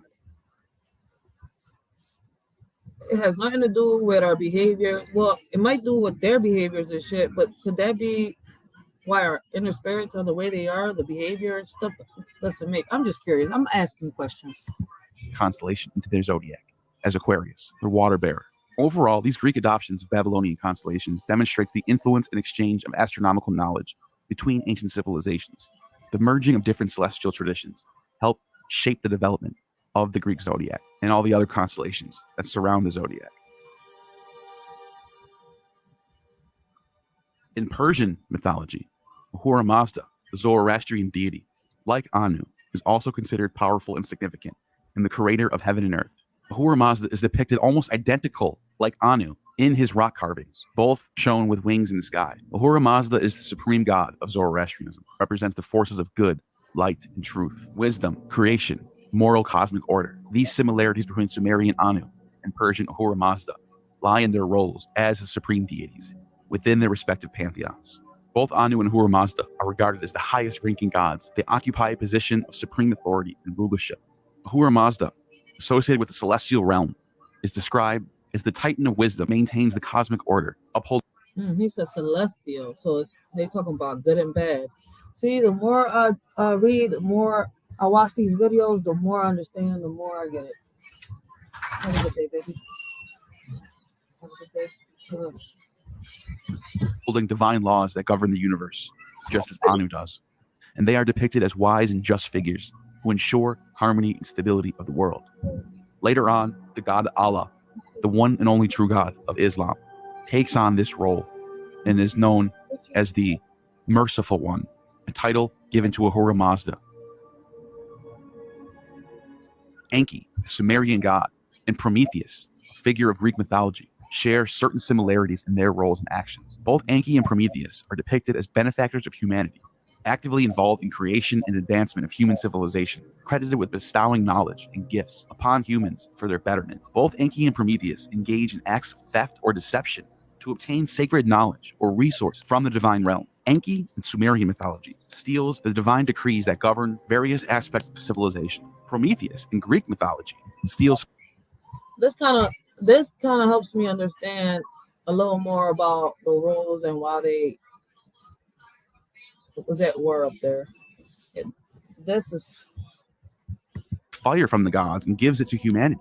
Both Enki and Prometheus associated with teaching and empowering humanity against the will of other gods. Enki is known for giving knowledge and skills to humans, including agriculture, craftsmanship, and arts. Prometheus, through the gift of fire, enables human progress, providing them with the. So he's a god that those are. But then why would the God that created mankind? Was he the only one that created us? Is my biggest question. It's one of my biggest questions. Let me say it like that. That more than one God have a hand in making mankind. The means to survive, metallurgy, alchemy, medicine, technology, and advancement of civilization. Both Enki and Prometheus challenge divine authority and face repercussions for their actions, willing to sacrifice themselves for the betterment of humankind. Enki's actions in bestowing knowledge and power to humans. So those are two gods that sacrifice themselves for mankind. See, we've been lost our whole lives. can be seen as defying the established divine order laid down by Anu, while Prometheus' acts of stealing fire and sharing it with humanity defies the will of the Olympians and leads to his punishment. Both have the symbolism of sacrifice for the sake of humanity. Enki is willingly sacrifices himself to heal the world and restore order. Prometheus endures eternal punishment for his actions, but does so in defiance of the gods' unjust treatment of humans. Both Enki and Prometheus are associated with saving humanity from a catastrophic flood in their respective myths. In the Sumerian story, known as the Eridu Genesis, which tells how Enki, the god of wisdom and water, warns a man named Ziostra about an impending flood. Enki advises Ziostra to build a large boat similar to the biblical Noah's Ark and gather various living creatures to preserve them. When the flood arrives, Enki helps Ziostra and his family survive by sealing the door of the boat and protecting them from the wrath of the gods. After the flood subsides, Enki grants him eternal life, making him the last survivor of the flood. Prometheus plays that role in the story of Deucalion and Pyrrha, who are Greek equivalents of Noah and his wife. According to the Greek flood myth, Zeus, like Enlil, decides to destroy humanity with a flood due to their wickedness. However, Prometheus, who is known for his cunning and sympathy for humans, warns his son Deucalion about this impending catastrophe. Following Prometheus' guidance, Deucalion and his wife Pyrrha build an ark and survive the flood. After the floodwaters recede, Deucalion and Pyrrha repopulate the earth by throwing stones. All these gods came about after Christ. I mean, I'm not after Christ, after Noah. That's crazy. These guys were after Noah. So how did God get defeated himself? Over their shoulders, which magically transform into human beings.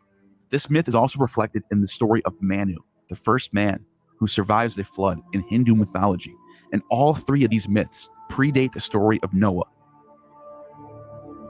Oh, it's before Noah.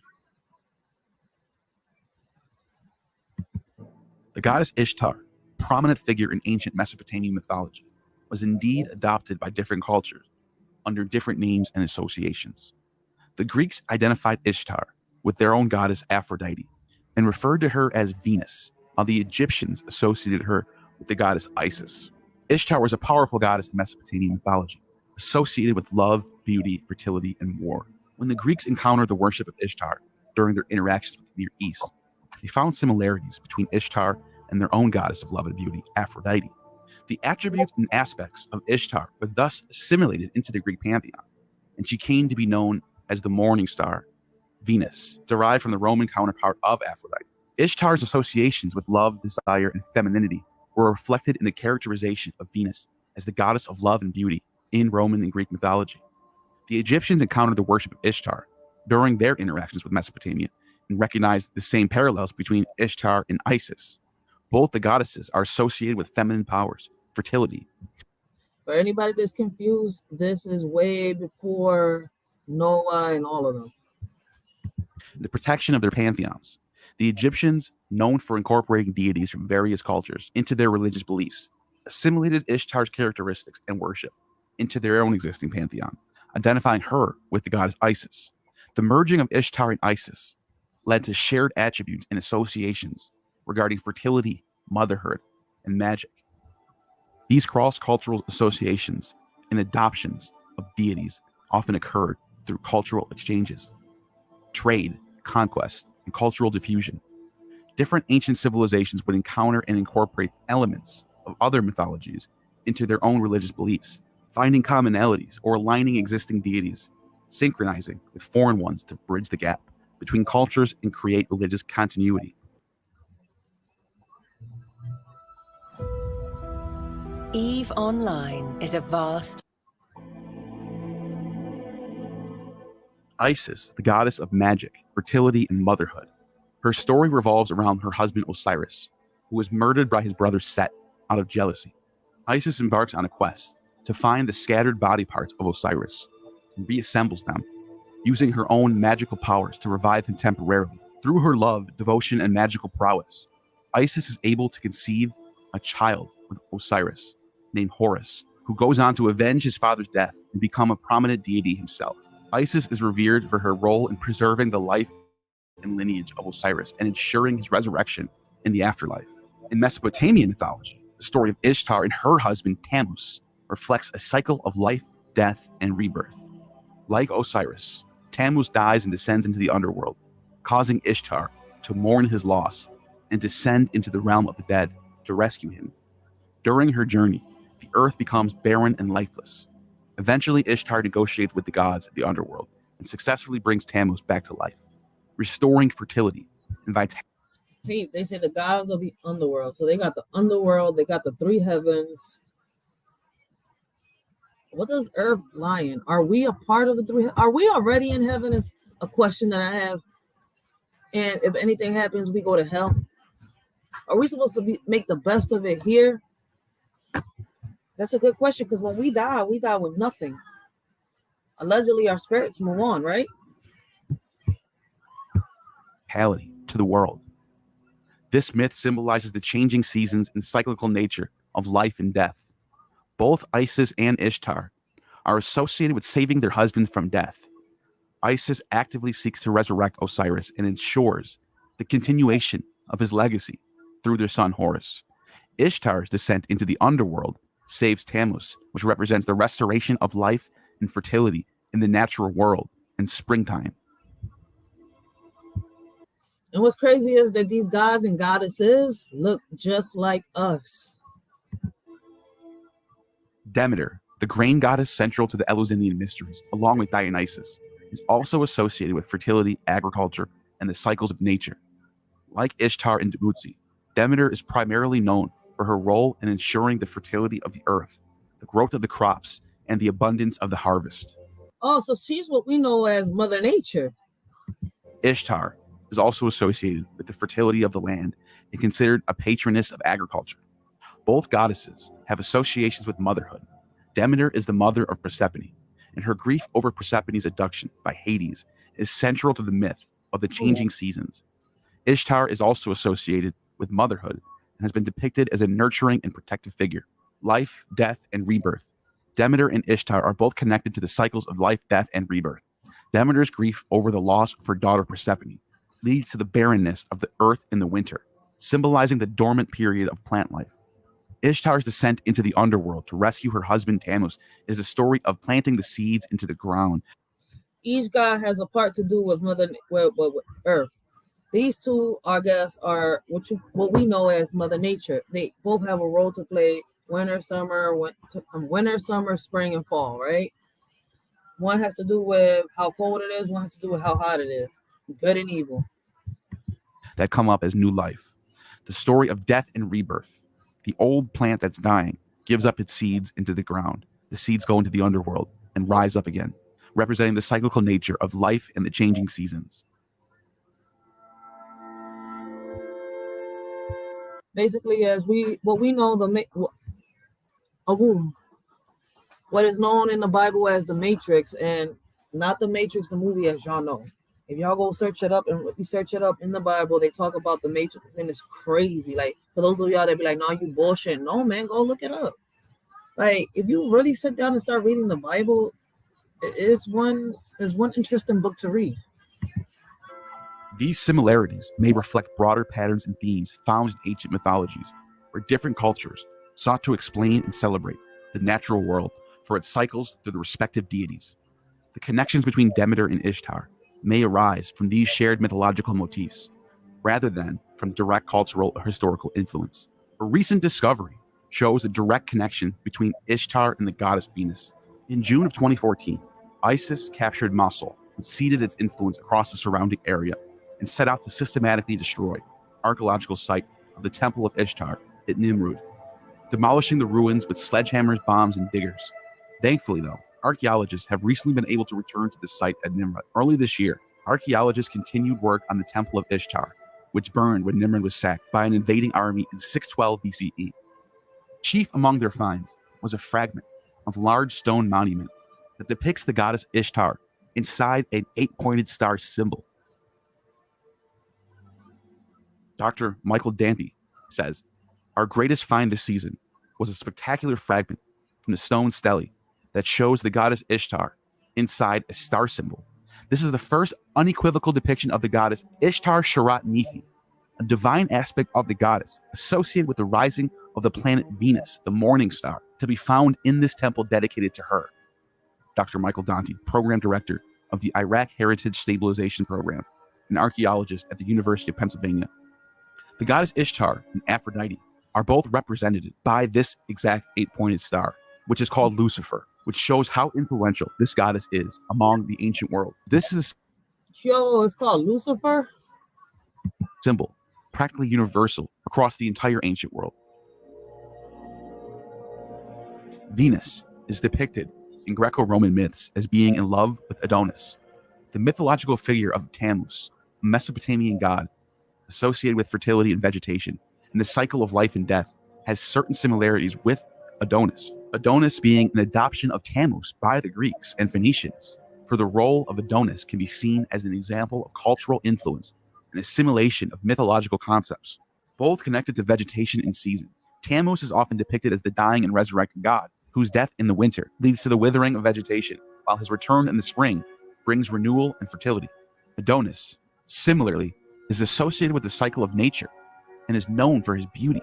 His death and subsequent rebirth are tied to the seasons, his absence during the winter symbolizing barrenness of the earth, and his return in the spring signifying the renewal of life in nature.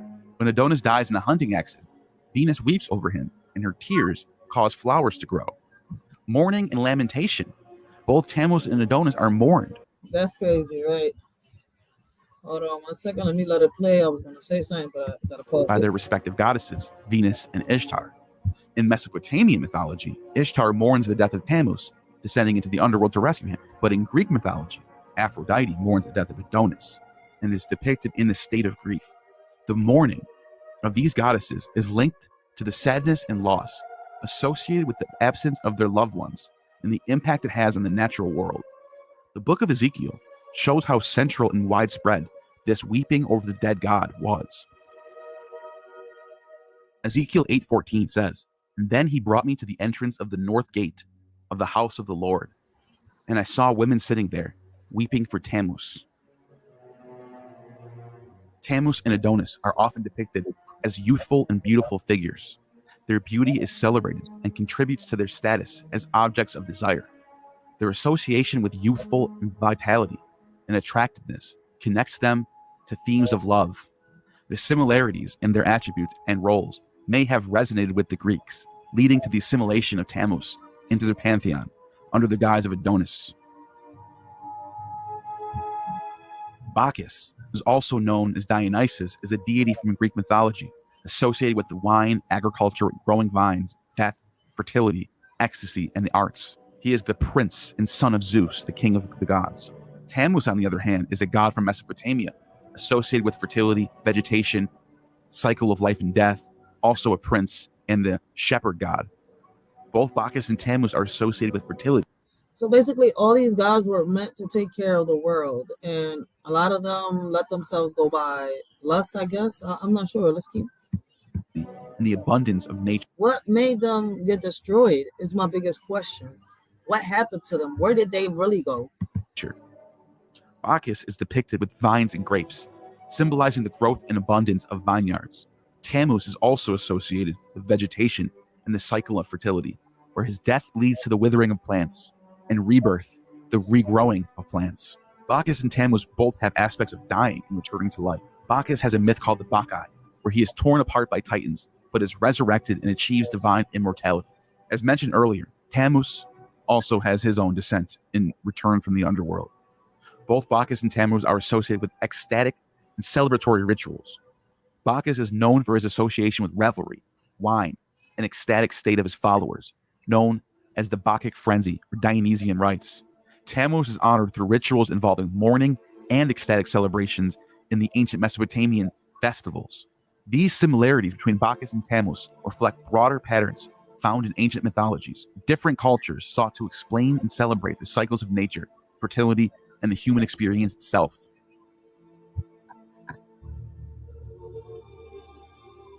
To return back to the topic of the supreme god, as Aranos parallels Anu, They both are succeeded in their kingship by the new gods that come after them.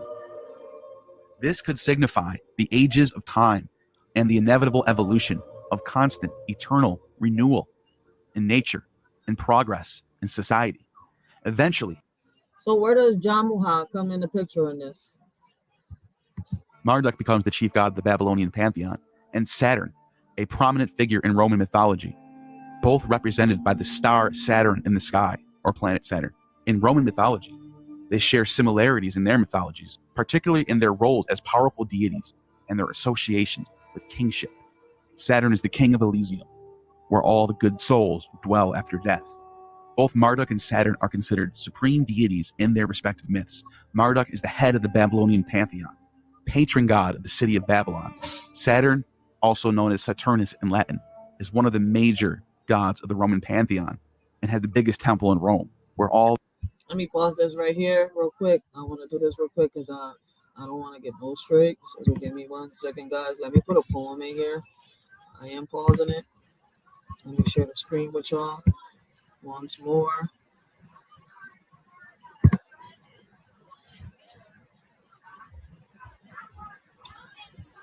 Oh, I can't see it.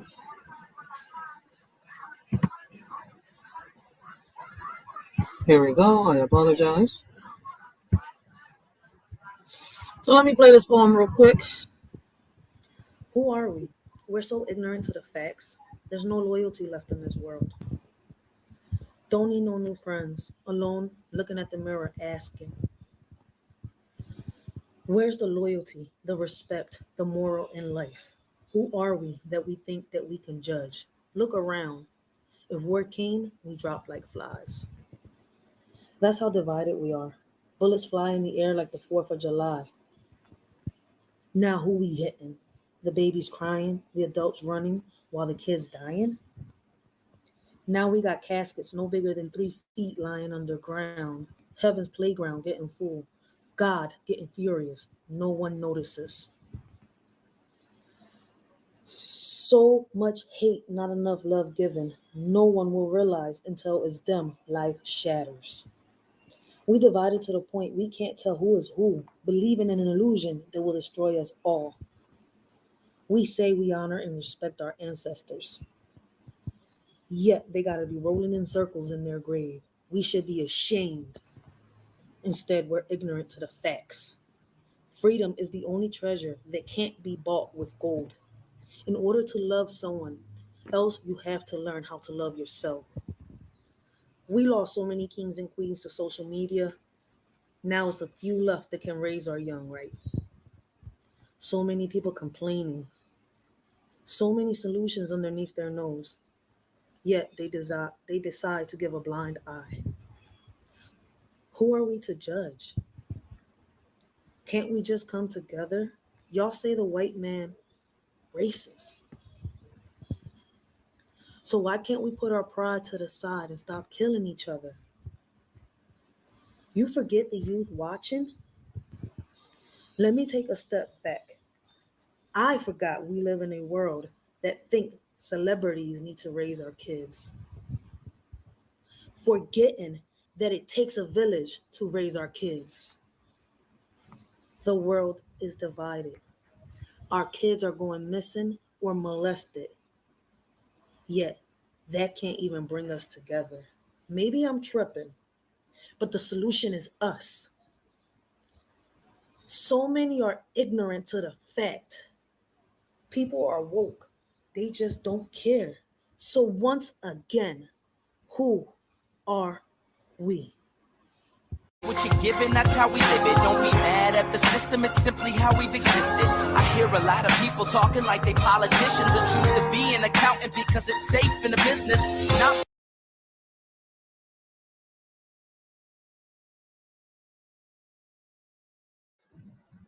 Who are we, right?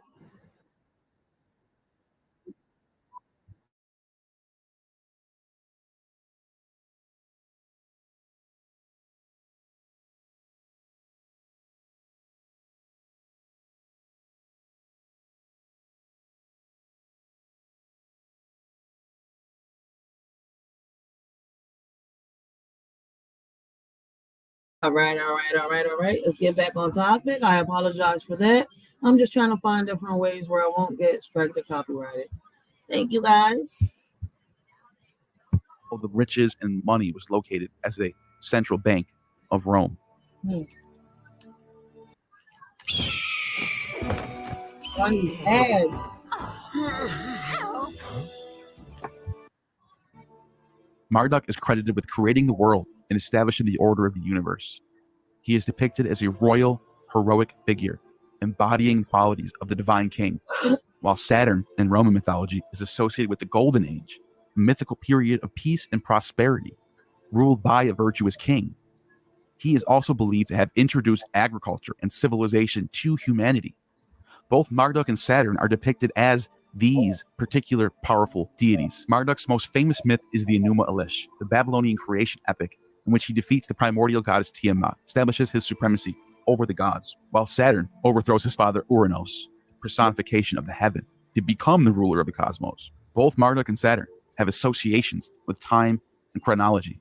Marduk is associated with the concept of time in the Enuma Elish as he divides the heavens and establishes the calendar, while Saturn in Roman mythology is the god of time, and he's associated with the concept of time as he's depicted with the scythe, symbolizing the passage of time.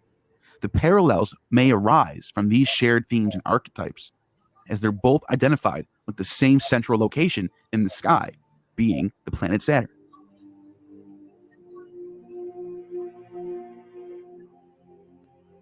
In Hindu mythology, it is Indra who plays this role. Both Jupiter and Indra are associated with thunder and lightning, just as Baal in Canaanite mythology is associated with thunder and lightning and is the rider on the clouds, just like Jupiter and Indra.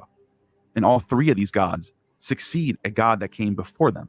Jupiter, also known as Jove, is considered the king of the gods in Roman mythology and wields thunderbolts as his weapon, just as Indra and Baal, all these deities are depicted as wielding thunderbolts, riding on the clouds and having dominion over the forces of nature. Jupiter is revered as the supreme god, leader of the Olympians against the Titans, and brings justice and cosmic order, while Indra in Hinduism is the chief of the Devas against the Asuras, and also for justice and cosmic order. Due to all of this, the most ancient god, Anu, and the oldest mentioned by any surviving text, who influences Uranos, which becomes the Greek word for heaven itself, directly impacts religions today. Thank you for joining us in this captivating journey through the rich tapestry of Mesopotamian and Greek mythology, from the grandeur of the mighty gods like Anu and Zeus, to the intriguing tales of heroes like Enki, Prometheus, and the morning star Ishtar, and many others.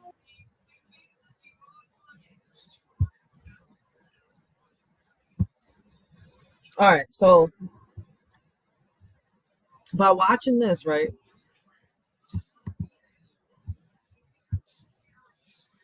we've seen about all the gods, and y'all heard one of my biggest questions that I had: why hide all this from me? Right? I got so many questions, just like fix this cap again, just like a lot of people do. Right? I am curious, just like a lot of people are too. Right? Why hide these chapters? Why try to take them away? Why keep us away from all this? Why in history they talk about all these other gods, right? But when it comes to the Bible specifically, they want to make it seem like it was just one God, right? Then they want to make us think like this God didn't have a wife or nothing like that. Why lie to us when at the end of the day, we're going to find out the truth, right? I've always asked my question. I've always asked, like, are aliens real? Do they exist? Yesterday I said it on the live, but they suspended that live until we figure out if my disclaimer works or not. But yesterday I asked a couple of the questions that I was curious about growing up, right? And I'm gonna ask them now. Like, now that I'm older and I know a little more about the Bible and stuff like that, I do wonder if what they're trying to make us think that these aliens are is what these angels are in the Bible. Because if you can see, they talk about in the Bible about falling angels. And when it comes to different, like Young Rios had a question, he's like, it's not in their Bible, it's not. But there's a reason why a lot of these chapters aren't in a lot of Bibles. And when you read certain Bibles, a lot of the stories are similar See, I'm not sitting here picking sides. I'm not saying here, this is what you need to do. No, I'm not sitting here telling y'all what to do. I'm here learning just the same. I'm learning just the same way that y'all are learning. I have questions the same way y'all have questions. I stand for something and I'm not falling for nothing. So if questions arise on something that I'm hearing, I'm going to ask it. So I kind of understand by reading these different chapters in these different Bibles, putting them in their timeline. So as I read a chapter, I'll go and I'll search this up that's mentioning, and I'm curious, I don't know about it, So that way I learn. And I don't know how many people do it like that, but when I'm reading, I'm like a little detective. I'll sit here, if I had the little board with the little pens and stuff like that, I would sit here with the little red line, let's put it like that, on each one, trying to connect the dots and everything. That's how I am. I try to connect the dots, and I'm trying to fill the missing holes from the stories that we've been told growing up. So I was kind of curious because growing up, I watched Hercules and all that. I read the little Bibles that they had, telling the kids about. Okay, this is the right one. Telling the kids about, the Moses, about the snake, about the guarding and all this. And yeah, they all rose questions. And until I got older, I started doing my own research and I started putting two and two together. And I'm here to let y'all know, listen, y'all got to do the same thing. Put two and two together. Y'all got to do your own research. Don't just go by what anybody says, because it's crazy, right? Me reading all this, I'm understanding a little more than what I did before. Because growing up, I was confused as shit when it came to the Bible. It got to the point where I said, I don't believe in nothing, because I thought I was really being lied to. Like, I would ask questions and people would come up with the weirdest, dumbest answers. So I started researching on my own. I'm entitled to. Y'all all entitled to. Like, a lot of people don't pay attention to this because it starts a lot of debate. We're not here for that. We're not trying to start a fight. We're not trying to argue. If anything, each one teach one. There might be something that I'm wrong about. There might be something I'm right about. There might be something that you're wrong about. There might be something that you're right about. There might be something that I know that you don't know. There might be something that you know that I don't know about. But like this, we all learn. Like, when it comes to Zeus and all that, like, I really thought that Zeus at one point was the real God, the main God. And Hades was the devil and all that shit because of the way the Bible went. So it's crazy that if we don't do our own research, we're not going to really gain the knowledge that we need to understand what's happening around us now. See, even in the Bible that talks about technology, it's been here the whole time, and I don't get tired of saying it. Allegedly, it's been here the whole time. And we're here to just give our opinions or perspectives, because when you get online, you have to talk a certain way so that others don't get offended and you don't go against anybody, any type of platforms community guide. So listen, let's hop on to the next one and let's talk about the three heavens. And like I told y'all, little by little, we're going to talk about it all. We're going to take our time and we're going to break it down. Blessings, Miss April Showers, blessings. And we're going to break it down. I know people, when they hop on lives like this, they get bored, they leave. But listen, I'm not going to sit here and just jump the gun and jump out the window. No, I'm going to break it down with y'all. I'm going to react with y'all, and I'm going to research with y'all.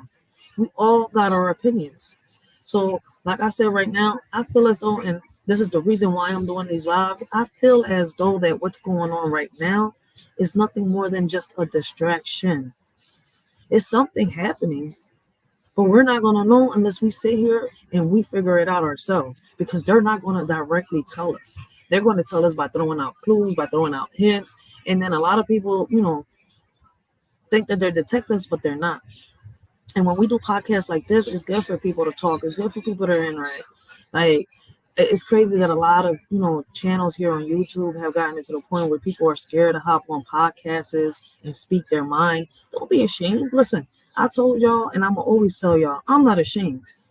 I believe in God, nothing more, nothing less. Something created us here. I want to know about my creator. I want to know why we were here. I want to know what is our purpose on this earth. Is it just to live, laugh, and die? I don't know. We probably do got a mission. Oh, it's cool, Miss April Showers. Like, listen, I'm here. Like, I'm here to bring awareness. I would love for more people to come and speak and talk. But there, you know, a lot of people when it comes to topics like this, I know they're going to try to avoid it. So listen, I'm still going to speak on it because I feel as though like, all right, I understand the simulations. I understand, you know, people's concepts and people's ideas, you know, about the simulations, about could this world be a reality, you know, but right now I'm holding a lighter. You see where I'm coming from? It's real. I can light it. I'm holding this bottle. I'm drinking water. I taste it, right? That's not a simulation. A simulation is like, I don't know if people have watched that show called Black Mirror on Netflix, and it has an episode there and it's called Overseas, right? But these two guys are actually out in outer space in the ship, right? But down on Earth is a replica of their body, is a robot, right? And while they're on this ship doing what they're working and doing what they're doing outer space, right? They lay down on this bed and they put this little keychain that they got into this machine, right? And they'll go to sleep. And their consciousness is transferred to this robot. And they could actually live in the real world being them up there. They're not dead. It's not a clone where they simulated somebody's brain, you know, transfer somebody's conscience into the clone and stuff like that. Where, or, you know, I would say one of these things that they got that they're born from the womb and is exactly you. They grow up to be just like you. Basically another form of a clone. But yeah, there's a couple types of clones. I was confused until I was recently doing my research and I was like, yo, what the fuck? I thought it was only one type of clone. But when y'all do y'all research, y'all will see that like there's different types of robots, the ones that look like us, you know. I could just keep going. All that is in the Bible. All of it is in the Bible. And we've been made to look like we were crazy. Blessings, Miss April Showers. Blessings, how you doing? Good morning, Ryder. Sorry I'm late. I wish I would have been at the beginning of your show, but I was in church. When Oh no, you good. you You're not late. when you Actually, say when you say you know you believe in God, let me tell you something. I know for a fact that there is a higher power out there. I know situations I've been in, what I've been through, and I know that there's a God on how I came out of some situations. And I know, and there's nothing that anybody, they can't tell me nothing that they're in a higher power. And I say higher power. and I understand where you know, and whatever anybody believes in, that's on them. Because at the end of the day, you know, we came from one and we're gonna go back to one. Mm-hmm. You know, my neighbor, she's a Catholic. You know, we don't even discuss religion and stuff. I've got the Virgin Mary here, and then I got Jesus. Whatever anybody believes in, I respect them. And I feel the same way. I respect them. But I know personally. Blessings, young Reyes. I'm listening, Ms. Personally, that there is a God out there. Yeah. I mean, honey, he done stepped in so many times. I just can't even begin to tell you. And when you a writer, I'm listening. what you have to do sometimes, you know, you got to talk to him. And when you ask, he He'll, will deliver. yeah, He he'll, will deliver. I ask him all the time. Every decision I make now, I pray on it and I ask him, having God in my life, and the more that this relationship gets closer, can't nobody affect me. Can't nothing affect me. facts. Amen. Right. For me, And you know, I am a very vocal woman.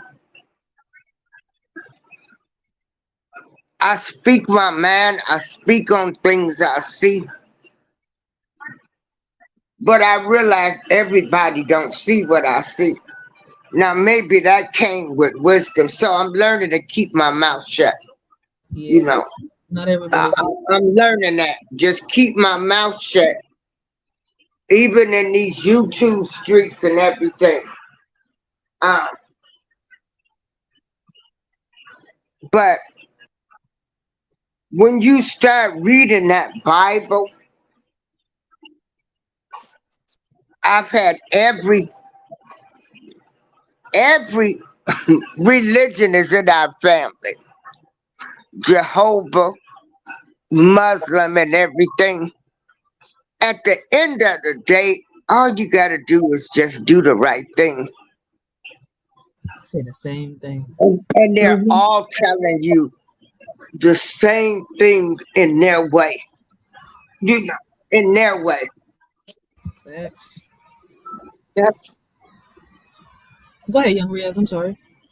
Alright, Okay. it actually reminds me of this one story. This story a long time ago in the Prophet's time. There's this man, his name was Basisa. He was a recluse, I think he was a recluse priest or whatever. And basically, that time he worshipped God for 70 years as a recluse. But then three brothers, they asked for him to look after his sister. At first, he refused because he feared God. But then the devil came as a righteous person and told him, do it for the sake of God. He agreed, but he said that she has to stay separate from me in a different place.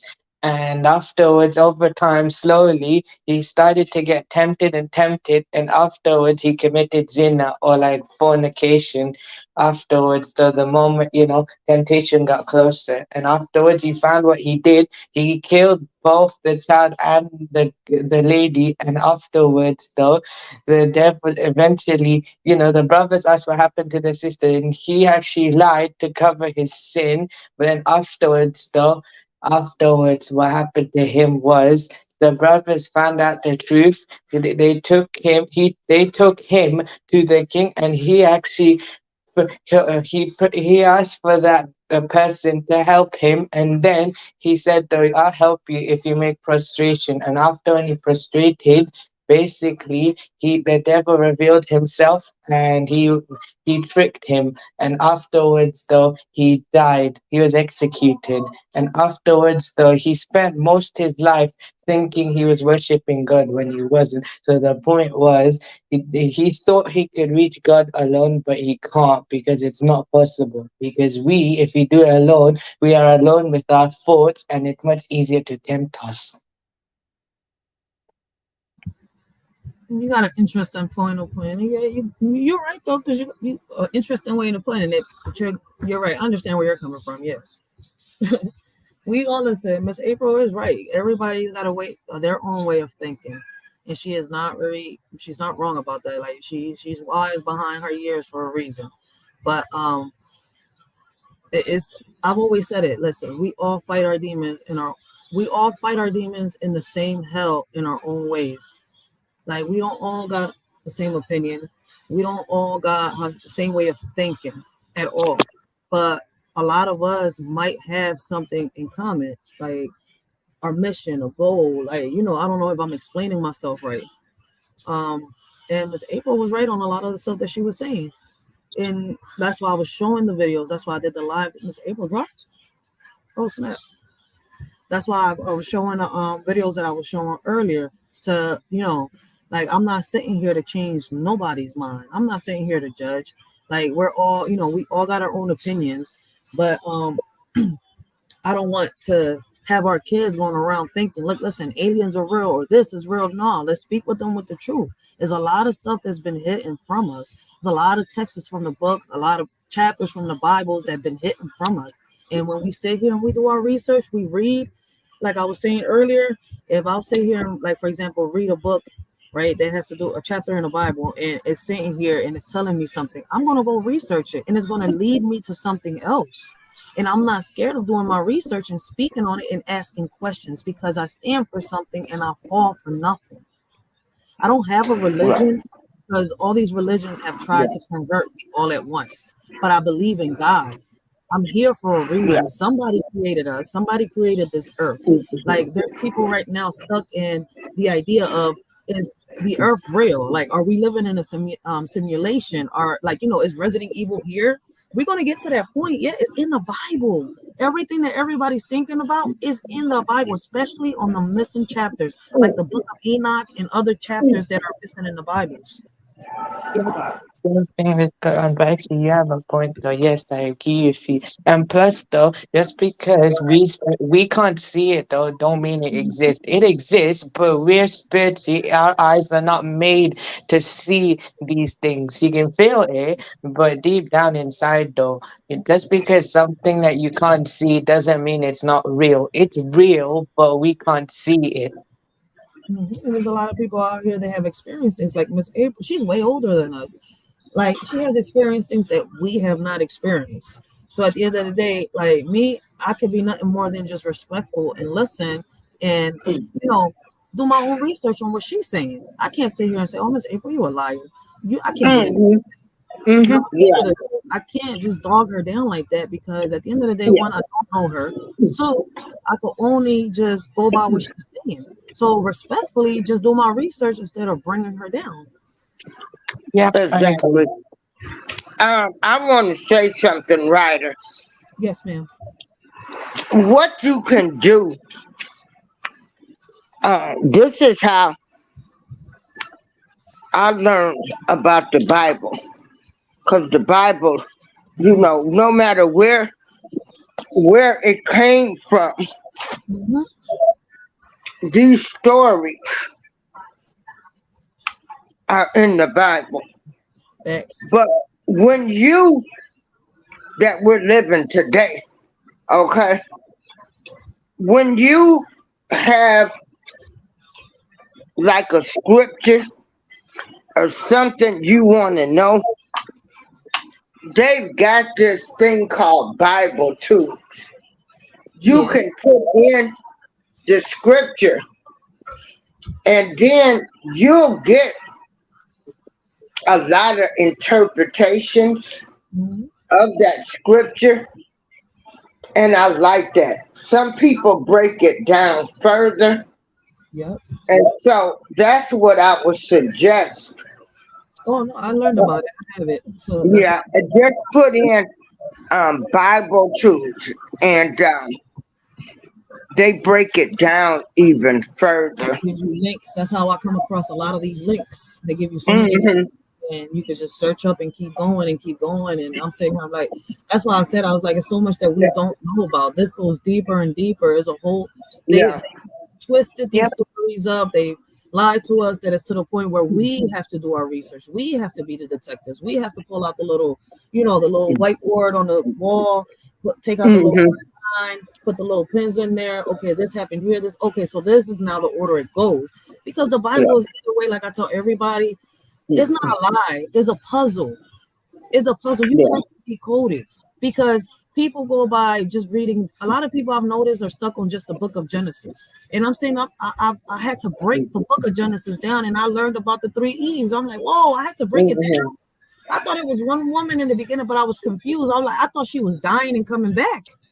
Wait, respectfully, the one concept that I'll never understand is basically the one contradiction is, God basically three in one concept, the Trinity, respectfully. No disrespect, but the Trinity to me, that's something I'll never understand. There's one God, but there's three in one, and one is like different in all, and that Yeah, now I won't Because understand that. we're going by the Catholic way. A lot of people's going by the Catholic way only. But that's why I said the Bible and history go down. This was more than one God. Even in the Bible, it says that he was kind of like in a little beef with another God and told mankind. He says it is in there. He said, y'all shall only idolize, what is it? Him. And no statues, no other gods, no nothing. And I was confused with that for a while until I broke it down. And I'm like, wait, somewhere in the Bible, he's beefing with Zeus. And they're lying to us, but they took out the book of Enoch, which leave us confused. And Enoch appears in so many chapters in the Bible, and that's why we were confused.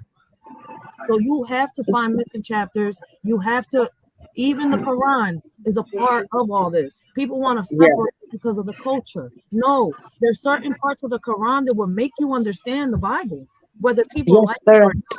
Yes, correct. I agree with you, no doubt. And also the Quran, everything that we have now was revealed 1400 years ago.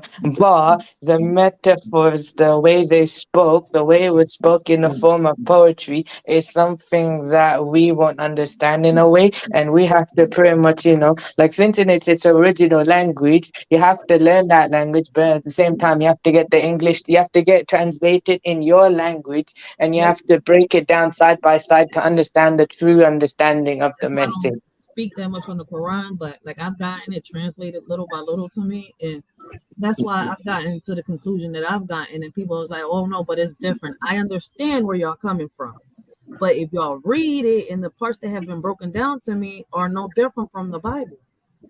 Yeah. it really isn't. It really isn't. And that's where people get everything confused. Now, um, a lot of people don't even believe in the Holy Bible because they want to say that the slave masters used the Bible as a way to keep us entrapped or in slavery. Well, so what? I wasn't there during that time. And that's The why, Bible existed. They were the ones evil, if yep, that's it what against. their concept was. But don't Yes. say like the Bible ain't real Yep. because they used it against us It's like a during lot of the slavery time. You facts. Is know, Exactly. They're not worshippers. you know, Basically, it's don't extremism. say it's not real.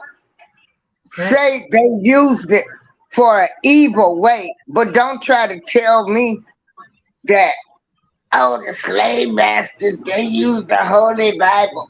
The Bible was here. I'm not going to argue with you. They were the ones evil doing what they did. Because Yes. I'm going to tell you, I'm the gonna way this world is now, the things you go through in life, you can relate to everything that's in the Bible.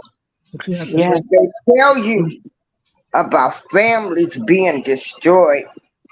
Mm-hmm. It tells you about brothers that's jealous of each other and Facts. killed each other. And then you see why you got these generational curses.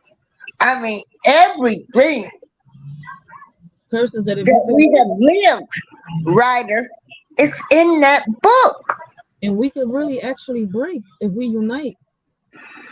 Yeah, it's in Like Yeah. that book. I mean, even addictions with opioid, everything is in that Bible. it's in there. It's just people don't want to You realize. know, women that were prostitutes, uh, how they looked down on them.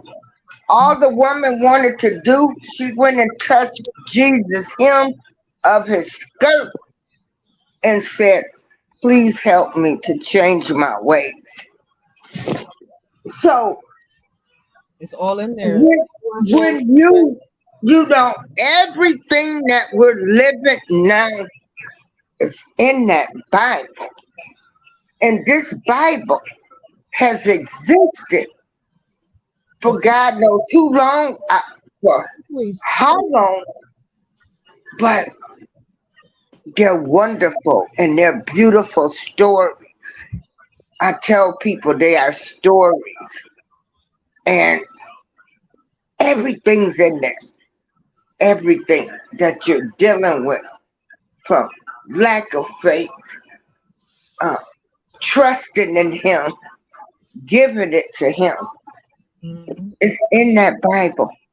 Thanks. And I get emotional now,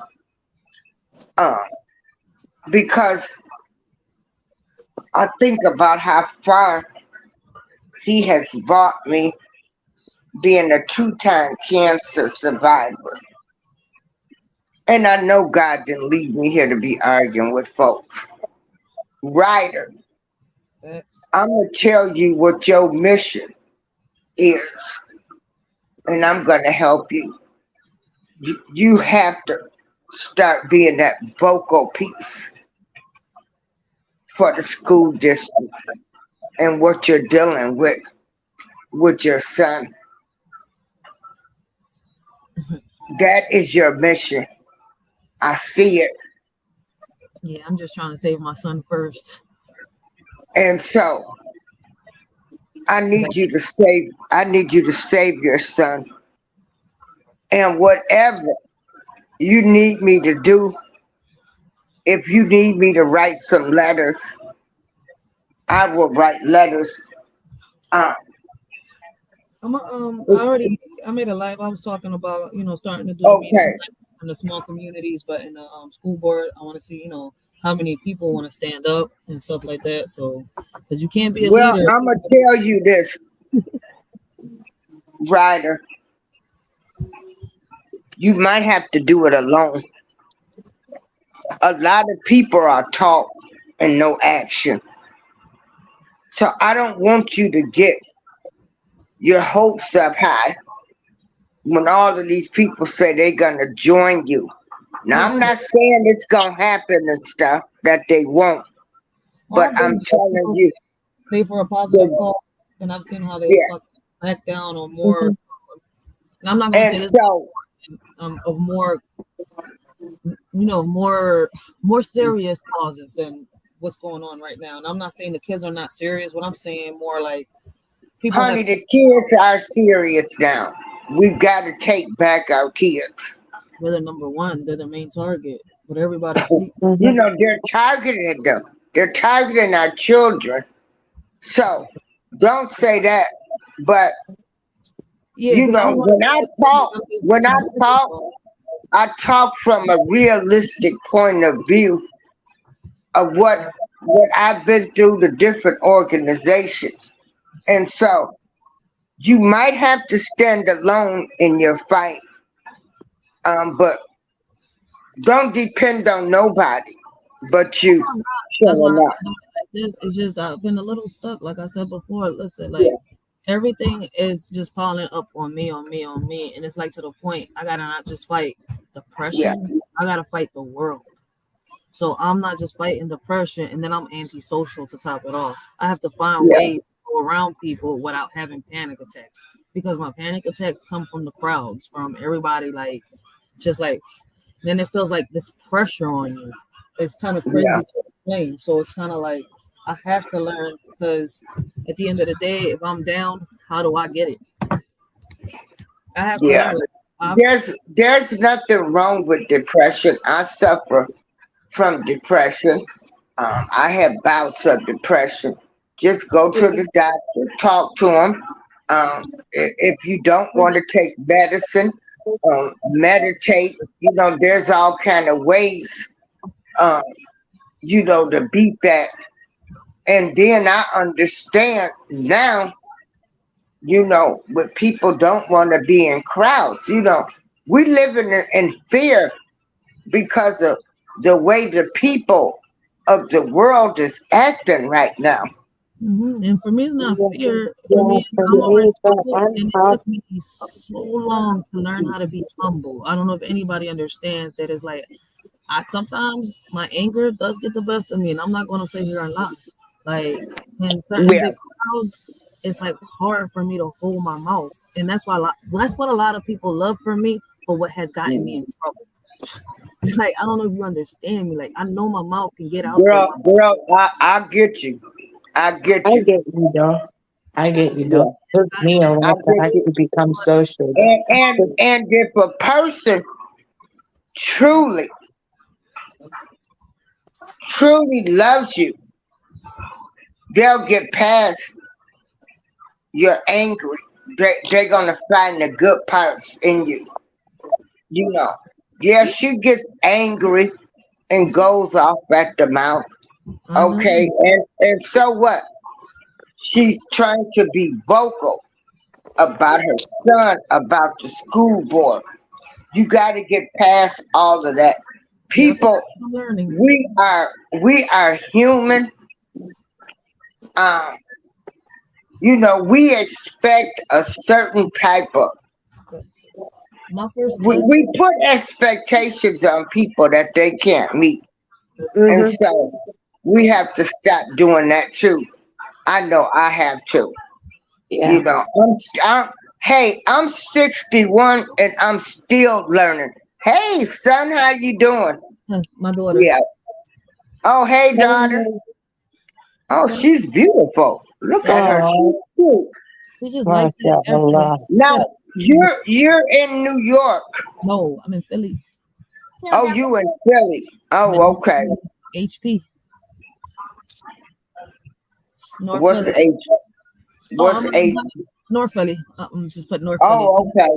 Is a section of You Philly. you We're you divided. live where all of those neo soul artists come out of Philadelphia. Yeah, I'm right next to where right next to West Philly, where Will Smith is from. Right next, Oh, okay. right next to it. Like this, they got a Max Estate got this big mural of Will Smith. Like this whole city, Mm, all this whole yeah, section. West Philly over here, really look up. It's Will Smith. This Will Smith there. yeah. What's the kind of Yeah, And so, yeah, for I've already me. started. My biggest test was actually speaking to the representative of Boyle, which is the that deals with the school districts and stuff like that. So mm, my next step is I already emailed him. I'm trying to see if I can get a meetup with him again, or if I could actually meet up with Boyle himself face to face, because yeah, those are the people I really need to talk to and get my message across. And when I spoke to his representative, he told me like it's hard to get cameras into these schools because there's no bills and there's no laws. And like I asked him, I'm like, but what yeah. if a lot of us got together? See, that's a different story there, like he said, because it worked for the school for the buses. I have all this on YouTube. Like I have Okay. parts that I could put up and the parts that I can't put up, but the majority of my Yeah, video, my live was able to stay up. It's just certain parts I couldn't put up because I yeah. wasn't. If I go against them, my whole page will go down. But anyways, Right. I know you Mm-hmm. got to be careful on YouTube. Yeah. But like if let me know a lot of us if speak up, you need me if to I can write a letter. listen, if I was to go to the school district right alone by myself, you know what would help me? That petition. Without having me, nobody standing up or speaking up. That's why I made that petition so that I can go to a school board in front of so many people, in front of so many freaking cameras, because there's going to be a lot of Mhm. cameras. And You say, know, there's a site. Did you put that petition? Oh, what's the name of that I site? put that petition almost everywhere that I'm allowed to put it. I've gotten like a lot of places, like on I can't even say it, but even on Facebook, like on certain people pages, like when it says you could deliver it through messages, people got mad as shit. Like, oh, I don't want to deal with the school, or I don't want to deal with this. This could be a scam. This could be a fraud. I'm like, I'm not asking for money. I'm just asking for your signature to get cameras in Oh these. God, I know. I That's why know. What is that site where we do that? Yeah. I'm like, but Oh, I this can't think of that site. will actually help change a law, will actually help make a difference, Hmm. because us speaking isn't enough. We need that John Cock on that paper. I'm sorry I'm saying it like that. And I want this nationwide. I'm not just talking for Philadelphia. That petition is speaking for all cities, all schools, all states, anywhere that is allowed that has a zip code. That's what that petition is for. Because it like Young Rios couldn't sign my Can petition. you He's in UK. do you So have the site for that petition so I can share it yeah, to ask people? it's on moveon.org. It's on what now? It's called Move On, MOVEON Yeah. .org. Hold on. I knew it was hard from the beginning. This is not something easy. Listen, I went I went face to face with some teachers that were allegedly from the school union, and that's how people was warning me. I told people like parts of what I can say without trying to get in trouble. You see where I'm coming from? Like I'm not trying to start no riots. I'm not trying to start. If anything, if we could boycott together and show them, because they need our kids to make their monies. They need our kids to make the money off the school district. If they don't have no kids on them chairs, they make no, I'm sorry to say, no money. And even Jennifer Lewis said it at one point. Take away their funds before they take away your sons. And it's like we're giving them our funds and they taking more of our sons. We haven't taken one fund away from them. The Mexicans just got together and did all this and managed to fucking make a difference and change a little law. You see where I'm coming from? A little bill, whatever you want to call it. Not just the Mexicans, but the Asians got together with the Mexicans. And they managed to do this not so long ago with the trucks and all that. I know. Honey, we the only people that can't come together. Only come together when people are dying. Why? Correct. Yes, correct. Honey, I remember one time the Muslims and the Christians got together to basically get couple books banned from the kids in school, basically. And I'm gonna say it like this, right? They're saying there's only blacks that can't come together. Us Hispanics ain't no fucking different. And just because we're Hispanics and we got the European side of it, remember the other half that y'all keep fucking denying. We fucking have Jamaican Indian and Haitian Indian blood running through us. We got black blood running through us, as y'all want to call it. Just because some of us are so white, don't mean that we're not Puerto Ricans, that we don't have the Haitian and the Jamaican culture in us, that we don't have that African side in us. Girl, let me tell you something. I tell people I got everything in me. I don't know where I came from. We all over. We all over the world. I don't know. I could be from Paris or Italy. I don't know. I get where you're coming from. Probably my ancestry is Persian. And I didn't take the DNA, but throughout that, I was learning where my family was coming from. I actually am learning where my family is coming from. And the majority of my family, I'm going to say 96% of my family are Indian Tainos. Nothing more than that. And I'm saying, why y'all denying the black side? Why y'all denying it? Do y'all know what Tainos are? They come from the Arawak tribe. Do you know what Arawak is? They're nothing but black Indians. Yeah. For me, I learned that I'm from the Persian ancestry. Basically, though, the Persian Empire ruled over like a piece of India, though, for a period of time. And that's when my tribe is the Kiani tribe. So basically, the tribe that I belong to in Pakistan, they trace their lineage back to the Persians in the Canaan dynasty. So that's why I'm Persian, a bit Persian. How pissed it would be. Imagine taking the DNA. Y'all fucking claim y'all damn European side more, and I see it. And y'all be like, no. Yes, y'all do, because we're racist amongst each other so bad to the point we cannot unite. We can't. And I'm going to tell you, my people, I refuse to admit that I have any Indian ancestry, even though I know clearly Pakistan came from India, but I refuse to admit it. Oh, I know what the name of that site is. Change.org. Yeah, it's another. I started with that one, but people started paying more attention with the Move On. I had more. I know what you're talking about. I did both of them. But with the Move On. Okay, I'm on my tablet now. I'm sorry, Young Rios, for. Oh, her phone was dying. But yeah, we get your point, Young Rios, and we don't understand Miss April's point. So yeah, that comes in a lot hand in hand. Like, it's too many people worried about the wrong stuff. Like, if we're all God's children, we all need to come together to make a difference because, like, for example, Miss April does make a point, and that's why I've been thinking heavy, and I'm not going to lie, she's the one that really stood in my head. What she said to me that last time on my live, it stood in my head. And I've been thinking, like, all right, Ray, you've done the small crowd. It's time for you to step it up a notch. I got so many people telling me, Ray, just go ahead, run for mayor. You know what's crazy? It took me back to the conversation that I had with Judge Joe Brown on Doe's panels. And shout out to Doe's. Great panels. Like, if y'all don't know who she is, sub up to Doe's. Great. She talks about so many topics that y'all really, should hear about. And she's a great woman, I'm telling y'all. And she fights for lupus. I think she's also I think she won it. Listen, I don't want to put my foot in my mouth because I've been so caught up. I gotta start watching her lives again. I've been really caught up. But Doe's has a good panel that y'all should go check out, and she talks about so many topics. So, okay, what did you say the name of that site? Because I got my tablet. I can look it up. I thought you tablet died. I was like, oh snap, she dropped off. Wait a minute, what is it now? Move on. It's Move on. Yeah, it's .org. Yeah, I'm about to okay. Yeah, I see petition. I'm on my tablet. Okay, so moveon.org. I'm tapping on it, and so where do I find your petition? I'm about to leave the link right now. Well, I'm on my tablet. Yeah, it's not easy to find like that. Hold on 1 second. Oh, okay. Yeah. People have tried it. Okay.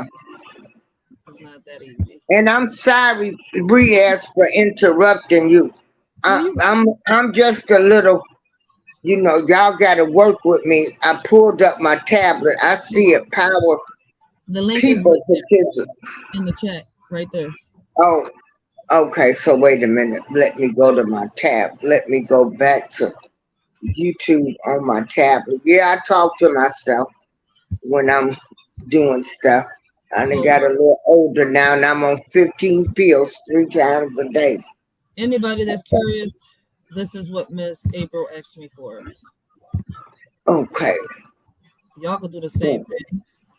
Y'all can actually, see the petition, click on the link, sign it. I want to thank everybody that has signed it. If I can get more signatures, this will help me back up behind the school board and all that. Okay. One person on a fight will not win that fight, and I've already been warned. Okay, I got it. I'm signing right now, and I'm gonna share it. So it's the petition right there. I want to thank everybody on YouTube that has signed it. I know you, Young Riaz can't sign it because Young Riaz UK, but he supports this petition. I want to let everybody know. And Young Riaz is somebody that is a part of the spectrum, and this is something that is important to his cause. I know he wanted to sign it, but he couldn't. So he really tried. So I'm just letting y'all know. Why wouldn't they let him sign? The UK doesn't have a zip code. Oh, okay. Email. So if it doesn't have a zip code, they cannot sign my petition. If their state, their city doesn't have a zip code, they cannot sign the petition. So people in the UK, like London, England, and all that, they can't sign the petition. Okay. This is the petition right here. So I'm sharing it on Facebook because my signature is recorded. These are people right here that have, on the petition have wrote their concerns. They ain't just, sign a petition. They also wrote a comment. So if y'all want to leave comments, y'all can also do that on the petition. Leave your comments and your concerns along with your signature.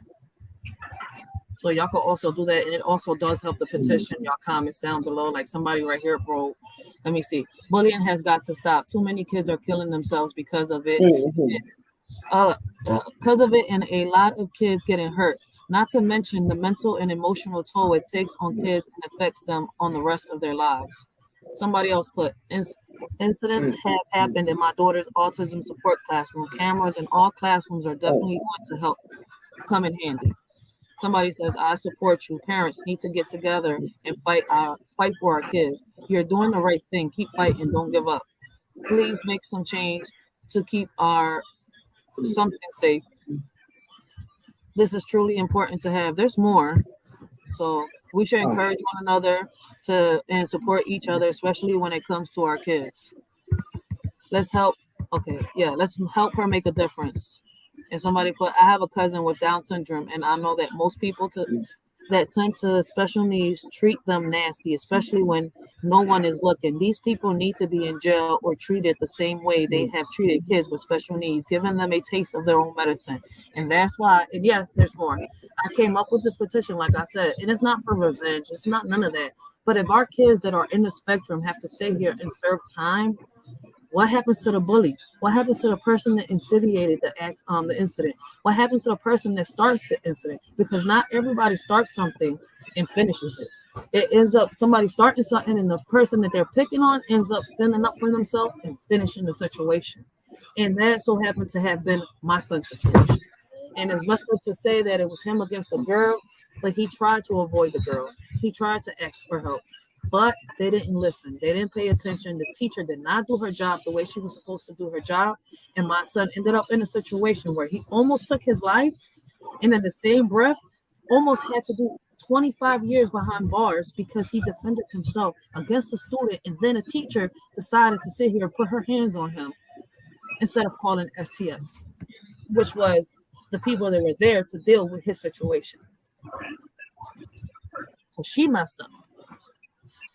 So in a way, the school recognized that they were wrong, but they didn't take full recognition. You want to know why? Because my son is still adjudicated. Any fight that my son gets into, he has to do time, and a lot of time, because it's kind of like violating your parole or a house arrest. It's kind of like that. And once you violate that, it's curtains.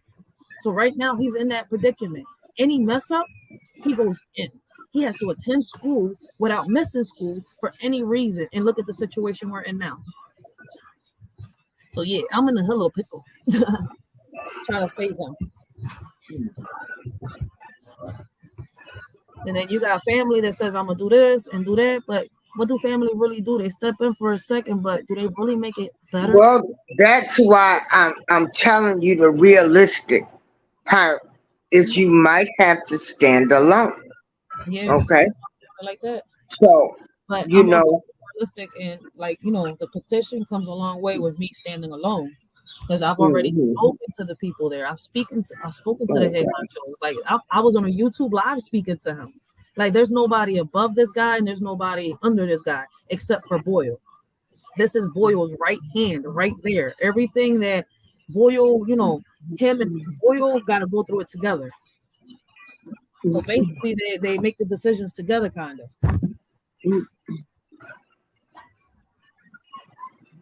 It's crazy, right?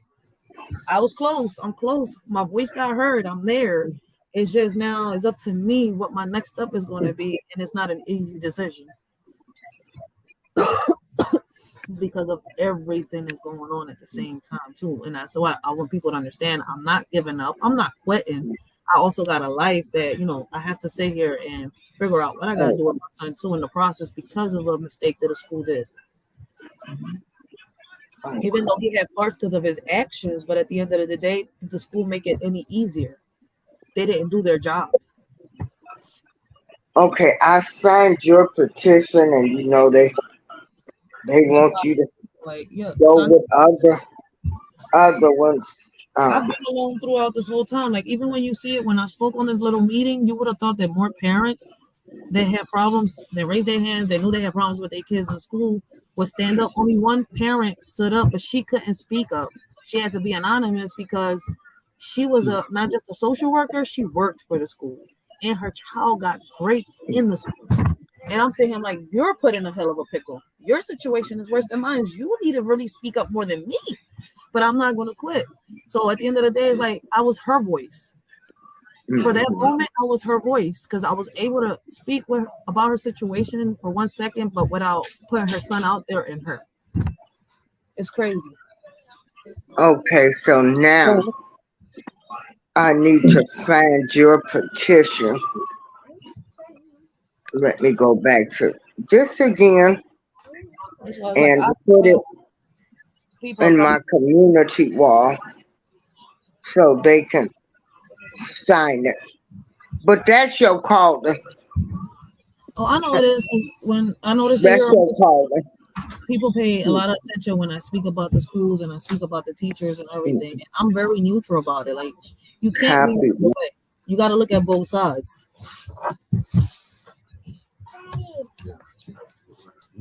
Yeah. I mean, I wanted to sign that though, but I can't because where I'm from, no, we don't have zip codes like that. But okay, yeah, I got you.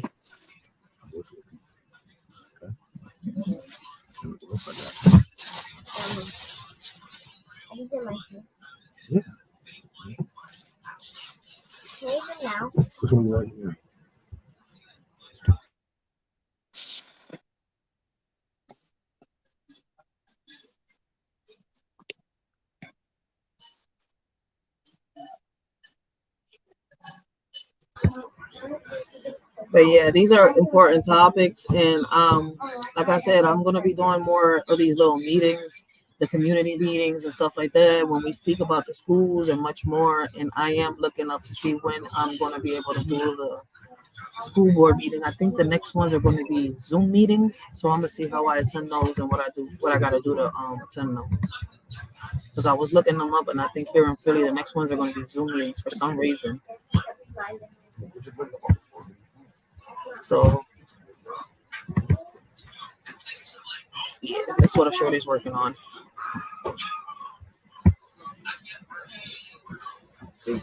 My bad.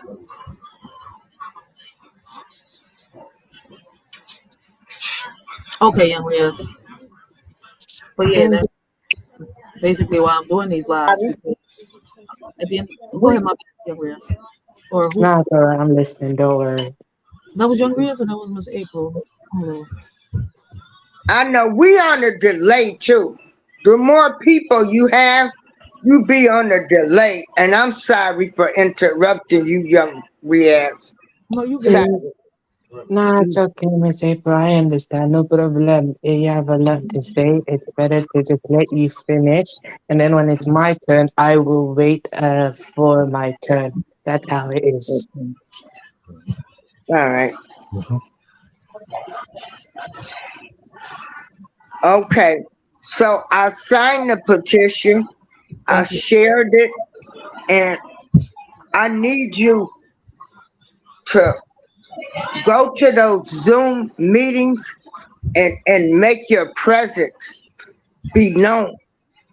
And what I'm trying to tell you is there there are people out there that will back you, and they might want to do it in silence. Okay? So start attending those meetings, you I know, and got you. you'll be surprised uh, at the response you're going to get from people. And they're going to ask, to be private. But And so, and then they will help you, you know, they will help you. And you'll start getting people that know more about what's going on, that want to support you. I'm on it. But, Trust me, I'm listening, Miss April, because okay, you make a lot of sense. You on point with a lot okay, of stuff, and I do listen to your channel, so you on point with a lot of stuff. So I am listening. yeah, Trust me, you in the back of my head. okay. Thank you. But I'm getting ready to eat me a little something, and that's your calling. I'm telling you right now. Young Riaz, much respect to you. Even though you live in the UK, it don't matter where you live at. We are all human beings, and we care about the kids. Facts. And, and Absolutely. I I agree. appreciate you with all of everything that you dealing with. And I know that you know that Quran, and that's a beautiful thing. I know you know that. Mm-hmm. And I know over there where you live at, it just used to be one. Where has Angel been? Oh, Angel, she's okay. She sometimes comes over to Nate, but oh, okay, because she, she had such a soft She really is an angel because she has a soft voice. And Um. she's going through a little something though, so she Oh, okay. Yeah. Tell, and if anybody tell her, tell them. I miss her. I miss her voice. You know. It's little things about people that I like, but she has a calm, soothing voice. it's something Yeah. about Angel, yeah. Yeah. And so Not bad. That's the please crazy. tell her, and I want y'all to know that I'm learning to keep my mouth shut sometimes. I think Okay. all And learn. everybody have a great day. Um, have a great day, everybody. Same to you. Thank you, Miss April, Okay. for All coming right. in, and I hope you have a blessed day. Okay.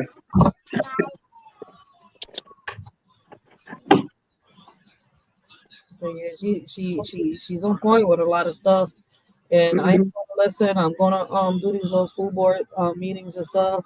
I'm gonna, it's gonna one step at a time though, because I'm not trying to overwhelm myself like I told everybody. Also doing the little meetings. I gotta work. I got the kids, so yeah, I'm gonna do it one step at a time though. Okay. But I'm doing these lives like I told everybody so that we can get a little better understanding so we can all learn a little more about our history because without our history, we're not going to understand our present and we sure as hell not going to understand our future. So how about we learn a little bit about our past before we try to jump the gun and think that, these creatures that they're making us think are real are real because we thought the same thing when we thought Count Dracula was this guy that would climb through your window and bite your neck and suck all your blood out. And it's not really like that. Like the stories. It's based on a historical person named Vlad the Impaler, who is a ruthless tyrant. That's why his name is basically We're talking like about Vlad. Dracula's like devil. So his name, that's We're what he talking is. about He's Vlad. basically He's talking about Vlad. Vlad the Impaler. Yeah. But I'm talking about that's the one you were talking about, right? Yeah, it's basically Vlad the Impaler is the inspiration for Dracula. But he was nothing but a prince. So Yeah, his dad I think it was his dad before that, right? The Count Dracula, because they talk about Vlad the Impaler, but then his dad, the Count Dracula. No, see, it's two different ones. They're the we talking about, and I'm talking about the actual Count Dracula, the owner of the castle, the underground, the one that did the sacrifices. So yeah, but either way, both stories, when you look at both Draculas, neither one of them are bats that climb through your window. And Young Riaz, look at the Count Dracula, the one before Vlad the Impaler, the original Dracula. okay, I'll take a look. Yeah, it's the prince. During your Egyptian time, all this stuff. He was actually a prince. Yeah, and I think that he was like Yeah, that's how Vlad the Impaler came about.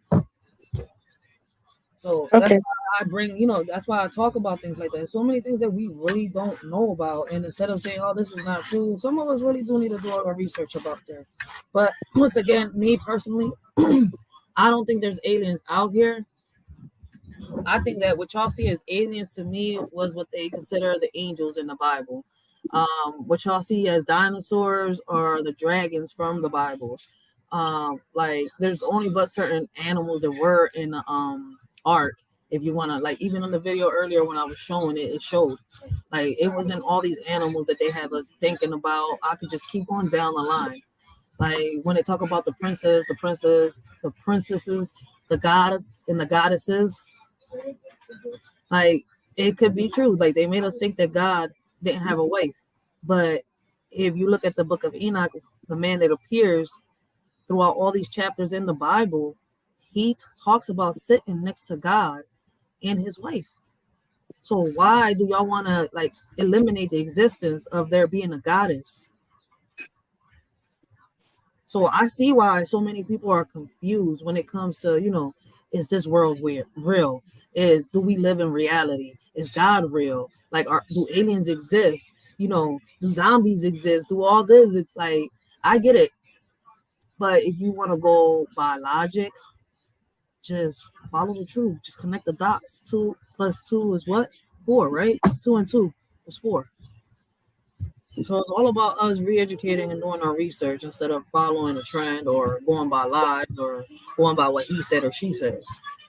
Like, there's so many things that are out there being said, but unless we read it and decode it ourselves, because for those of y'all, like Miss April said, the Bible are stories. And to me, the Bible is more like a puzzle piece to me to figure out what our history is about. And if you decode that, John, and put the places to where they belong like a puzzle, you could actually figure out our past to learn what's happening right now in our present, to understand what's going to happen in the future and what we could probably do about it. And I'm gonna say probably because some people are too smart for their smarts. Yeah, very much. One of the most interesting chapters in the Quran that interests me the most is the one about the smoke. That one was the one that interests me the most. The one about the what? Smoke. The smoke. Okay, what's that one about? I haven't heard it. I've heard about it, but I can't tell the story because I can't remember too much. So I'm not too qualified on certain stuff. I can give you simple stuff, but not the advanced stuff. I'm not at that stage. But that's like a part of the Bible, or like that's just a book? No, it's a part of the Quran, but you can use the Quran to actually help you see what's missing in the Bible as well. So yeah, you have a point there when you said though. Yeah, you can use the Quran you can use the Bible to help you see what's missing and stuff like that. So yeah, both books are, when you put them both together, take out certain aspects and read them together, you understand. Facts. And that's what I be trying to tell a lot of people. I'm not just gonna go by he say, she say. I'm going to do my own research. And if anything, I'll just put all the books together and try to see what's the same in all the books and see what changes in all the books. And I've seen what changes in a lot of books. I've seen what's the same in a lot of books. And to be honest, they all got the same goal. They believe in a God. But they all do the same thing. They hid certain things from us. All of them. Whether we like it or not. Because if there's really more than one God, because somewhere in each and every one of them, it talks about being a war between the gods and even mankind. So who's lying? The people that took the scriptures out or the Bible? There's a reason they took the scriptures out. I'm only speaking with logic. Let's make it make sense. Yeah, but also the problem is though with the Bible as well. It's like they made different versions in different language, and then the original message got lost along the way. When you act with the Quran as well, though, it's in one language, but you have multiple translations. You have to read the original language to understand the translation with it. So that's what I've got. It's a fact. It's like this. Look, they talk about this in all the Bibles, all of them. But it's not really broken down, so we really don't understand it. The homeless problem is getting worse. It's not getting better. Crime is getting worse. My bad. The three heavens. When the word heaven is used in the Bible without a symbolic connotation, it most commonly refers to one of three realms. As a consequence of this, and I want y'all to see how they talk about realms. It's something that we're currently talking about, right? The shifts, the realms, the worlds. It's kind of like if you start reading the Bible and start reading the history, and I'm talking about history books, and you start putting them side by side, you're going to fill in the missing holes. Yeah, me though. Huh? So I was saying that for me, like in the Quran, basically though, there's 7 stages of heaven. There's not one heaven only. There's like 7 levels to heaven, basically. There's 7 heavens, basically. So it's like, there's one God, but there's like 7 heavens and stuff like that. In And heaven. depending on how your deeds is and everything like that, and how, depending on your deeds and stuff like that, and how you please God and stuff like that, you can reach the highest stage. But here's my thing: are we in heaven right now? You want to know why I No. say that? We've never been taught about these 3 heavens. We've only been taught about one heaven and about hell. But I've always been curious about the way the Bible has said everything. Even in the Quran, it talks about the heavens. But how many heavens? They only break it down to 3. So could we be in heaven, and if we mess up, hell is where we end up in? Are we supposed to be making the best of it while we're here, and we're messing up because we're going by what the Catholics are saying, allegedly? That's why I said we're gonna watch the videos, react, come up with our conclusions and our opinions. And I'm gonna play a little bit of this, and I'm gonna have to end the live because I got some things to do. And then tomorrow we'll pick up on part 3. Okay. Number 1, the first heaven, the atmospheric heaven. The atmospheric heavens include the air that we breathe, as well as the space that immediately surrounds the Earth. The section of the atmosphere that extends approximately 20 miles above the Earth is referred to as the troposphere, while the area above it is known as the stratosphere. In religious texts, this region is often referred to as heaven. We see this example, Genesis 6:7.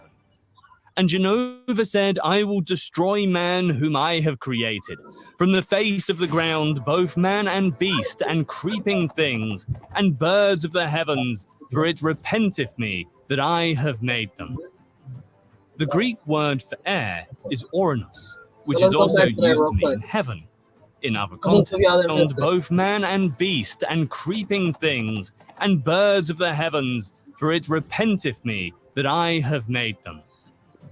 The Greek word for air is oranos, which is also used to mean heaven in other contexts. We also see the creation of the first heaven in the book of Genesis. Heaven here is referred to as the waters which were above the firmament. Genesis 1:6. And peep how they're starting to say firmament now on all the videos. Peep.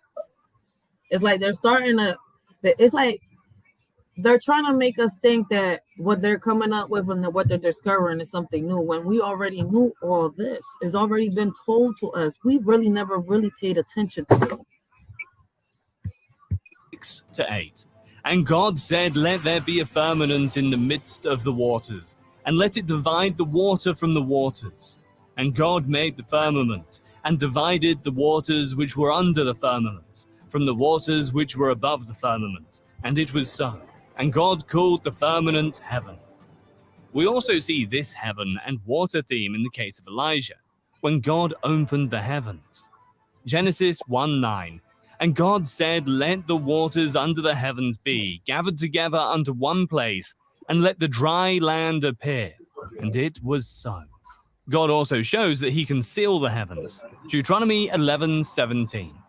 Or else the Lord's anger will be kindled and burn against you, and he will shut up the heavens so that there will be no rain, and the land will not yield its fruit, and you will perish quickly from the good land which the Lord has given you. Almost all inhabitants of the earth have a certain impression of heaven. As we contemplate the vast possibilities, we need to bear in mind that various terms are used to describe heaven. The single noun, heaven, emphasizes its overall unity. It's all interesting. They didn't break it down like this when we was younger. Yeah. Other expressions I think, seem to refer to it's it. pretty much simple as we think, but I think though it's because in some way most of us don't practice it, or we pretty much don't want to know it. So it's simple as we think. We just make it more complex as possible. Because knowledge is that knowledge, there's so much though in both books, basically, though that knowledge is so powerful though that our minds cannot comprehend it, and we make it as complex as possible when it's actually very, very simple in some way. Thanks. And that's why I'm saying that when it comes to the simulation, there's no way that when people say, are we living in a simulation, that it could be proven. Simulation is done by technology. And allegedly, technology was taught by the gods, right? Not aliens, like they're making us think, oh, we're getting these new technology, we're getting this because these aliens that are, no. If you go back in and you do your history, even when you go into the history books, they talk about the gods. They talk about who taught what. So where in these books does it talk about aliens? No. In reality, if you go into the books, it overrides the theory and the myth of the aliens, and it overrides the myth of the dinosaurs, even though they are in the history book. It's crazy as hell to say it. But it overrides, explaining the creatures that God made and the monsters that he made. Yeah. The only descendants that's possible to be left from God's time, right, would be the dragons. So that would be what? The crocodiles. Those are the closest descendants that I know that could be to the dragons. And it's been scientifically proven, since if anybody wants to go the scientific way. So where do the dinosaurs come from? So even more questions arise when they want to twist and they want to take away from these stories. All y'all doing is making people have more questions, raise more questions, and try to do their own research, like I'm doing right now. It's only but logic. If they would come up with something logical, then okay, you could sit here and play anybody, but it doesn't make sense. What their people are saying and what these books are saying don't align, don't add up. Its various aspects or parts. Number 2, the second heaven, the celestial heaven. When the term heaven is used, it refers to outer space, or what is commonly known as the stellar heaven. This encompasses the sun, moon, and stars.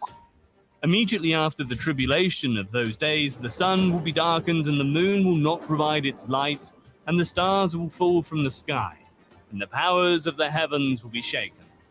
Matthew 24:29. Could them stars be angels? Good point. Wait, but also but I've got an interesting question as well. Pretty much though, the authors of the Bible, we only know their first names, but when you say who's Matthew, who John, who, and all Luke, who, basically though, like what are their last names basically? Like you're going off like according to.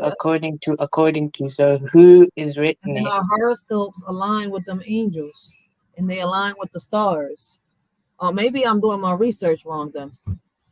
If you do it two together, once again, the Bible and history go hand in hand. Our last names, everything, the numbers, everything. But what are these distractions for? Did they find something new that they don't want us to know about?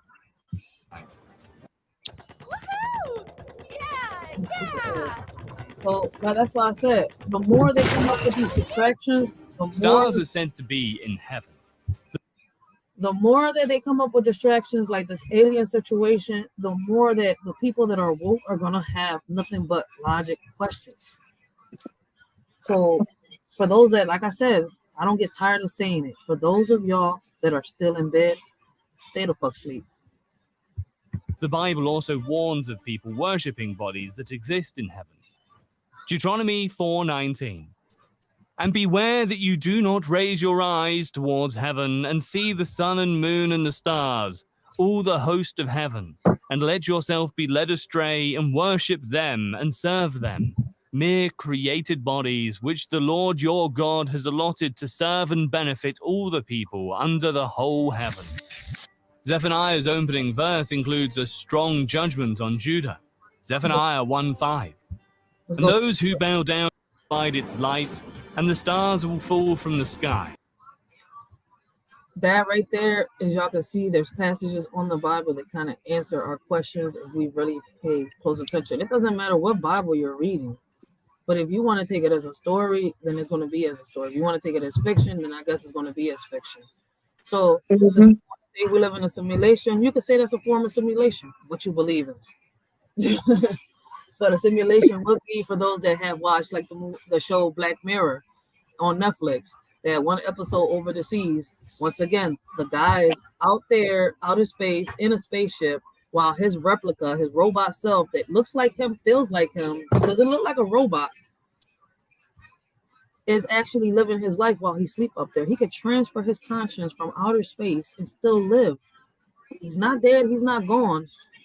He's just in another place. But he's able to allegedly feel what his wife feels like. The only thing is that he can't do the do with his wife. I'm going to say it like that. That's the nicest way I could say it. He can't do the do with his wife. He can't be a man. He can't be intimate with his wife because he's a robot. But he could please his wife in other ways that doesn't have nothing to do, with his third leg. Yeah, no, but he's intimate with her, but he's not using his third leg. I don't know if you understand me. Mm-hmm. So it's crazy as hell. That's a simulation because his real self is not there. The replica is. That's what you call a simulation. For people that be like, oh my God, we're living like if we're in the world of Resident Evil. If anything, they would need a real big computer for that. They're getting there though, because a lot of the stuff that we do see around us is fake. Some of us is already eating fake foods. And if y'all don't believe me, go ahead. I've talked about it. I've did lives about it and everything. So yeah, simulations do exist. But the thing is it what they're trying to say? Is the Earth a simulation? Are we fake? Are we avatars? But then if that's real, like I said yesterday, if we was avatars, where in the world is our real body? And who's controlling the machine? Who's controlling the program while we're asleep? Kind of reminds you of the Matrix, don't it? Yeah. Shout out to my baby Pops for putting me on, because he kind of broke it down for me to understand the movie Avatar and the Matrix and see the similarities in between both of them.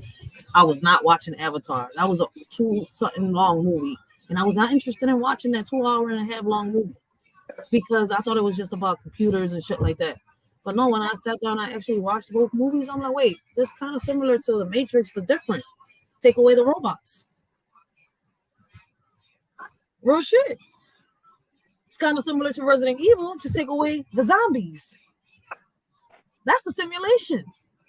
But no, I can actually hold a real bottle of water and drink it and taste it as water and see if something's wrong with it and know that it's not fake and know it's not an illusion. Because if I drop it while it's open, I'm going to get wet. I don't think that's a simulation.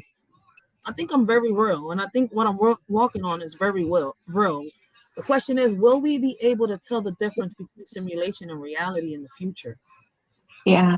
Pretty much this world is a test. We're in a test though. Of a computer. They need one hell of a computer to come up with that shit. Do they have it? They probably got it. No, they would have already did it.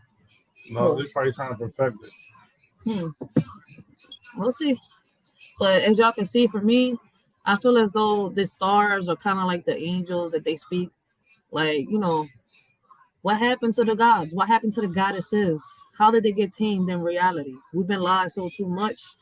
And we can't really go by a movie because it does give the message, but it doesn't really tell us the truth on how these gods are either asleep, in a coma. I don't know what they are in.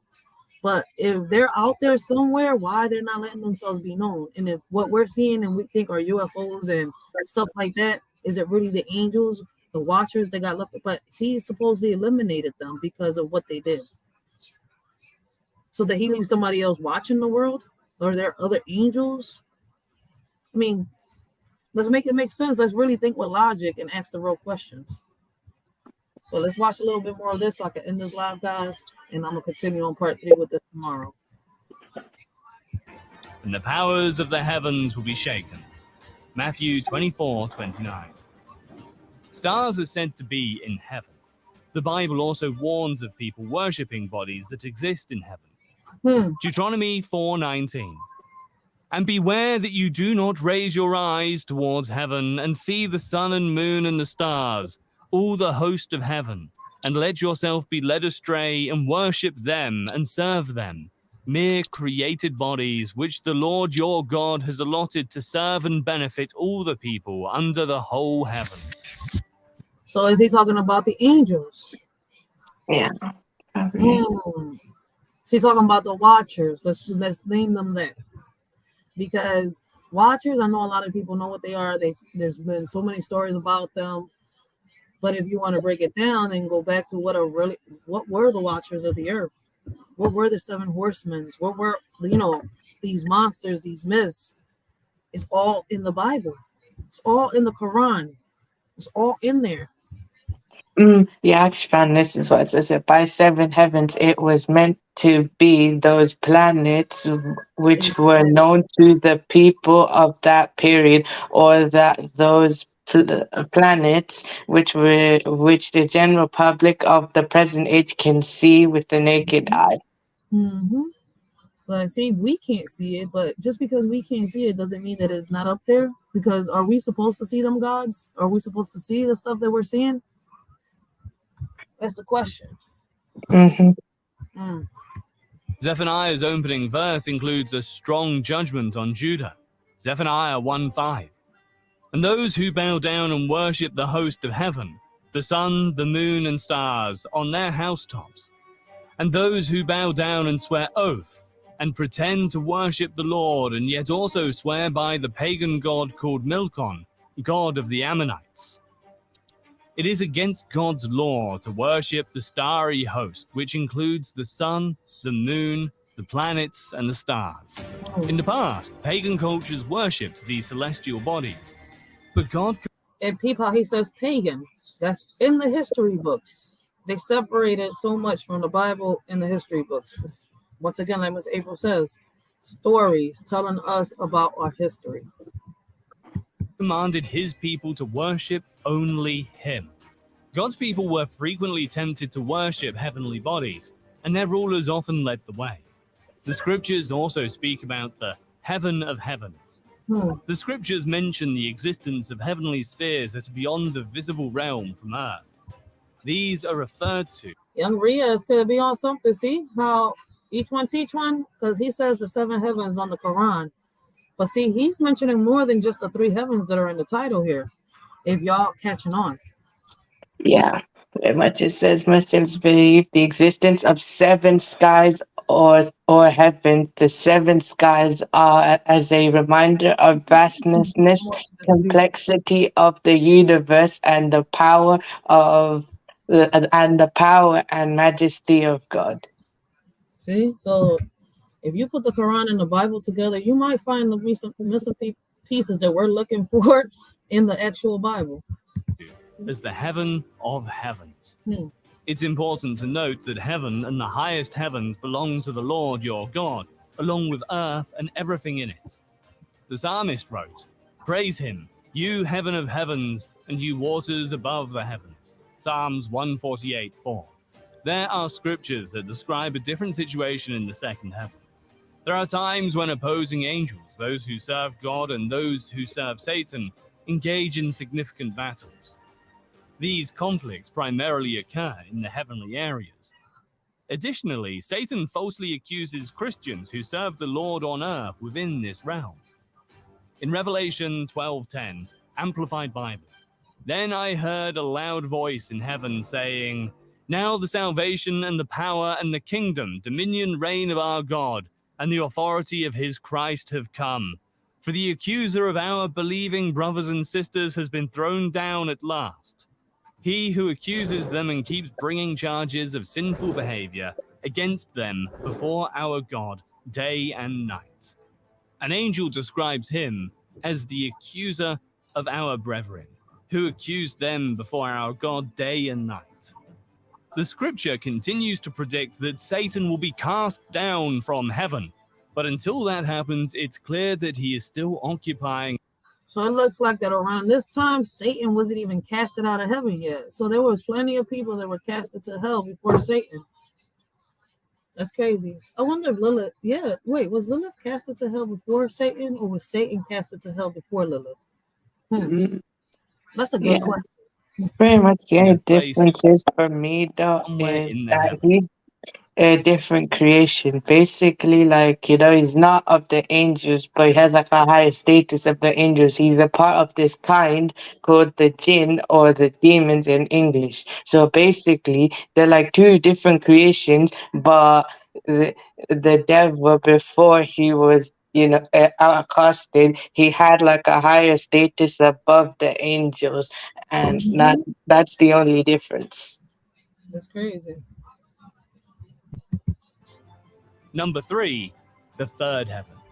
Heaven as the home of God. Third heaven. According to scripture, there is a specific location known as heaven, where God is said to reside. The author of Hebrews explains this. Hebrews 8:1. Now the main point of what we have to say is this. We have such a high priest, the Christ, who is seated in the place of honor at the right hand of the throne of the majesty God in heaven. Heaven is called the presence of God. Hey, check this out.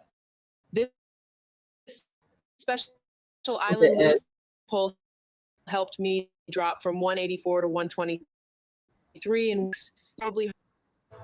What is your view of heaven? Do you believe that there is a location like this one? If this is the case, is it a place filled with ethereal light and song where choirs worship God in a setting that is both breathtakingly beautiful and intricately designed? Paul gives us a glimpse. Paul shares visions and revelations of the Lord. 2 Corinthians. If at one point they was able to see God, right? If Enoch was able to sit beside God and his wife, right? If the story is true, right? What happened to his spirit? That's what's up there left, the spirit?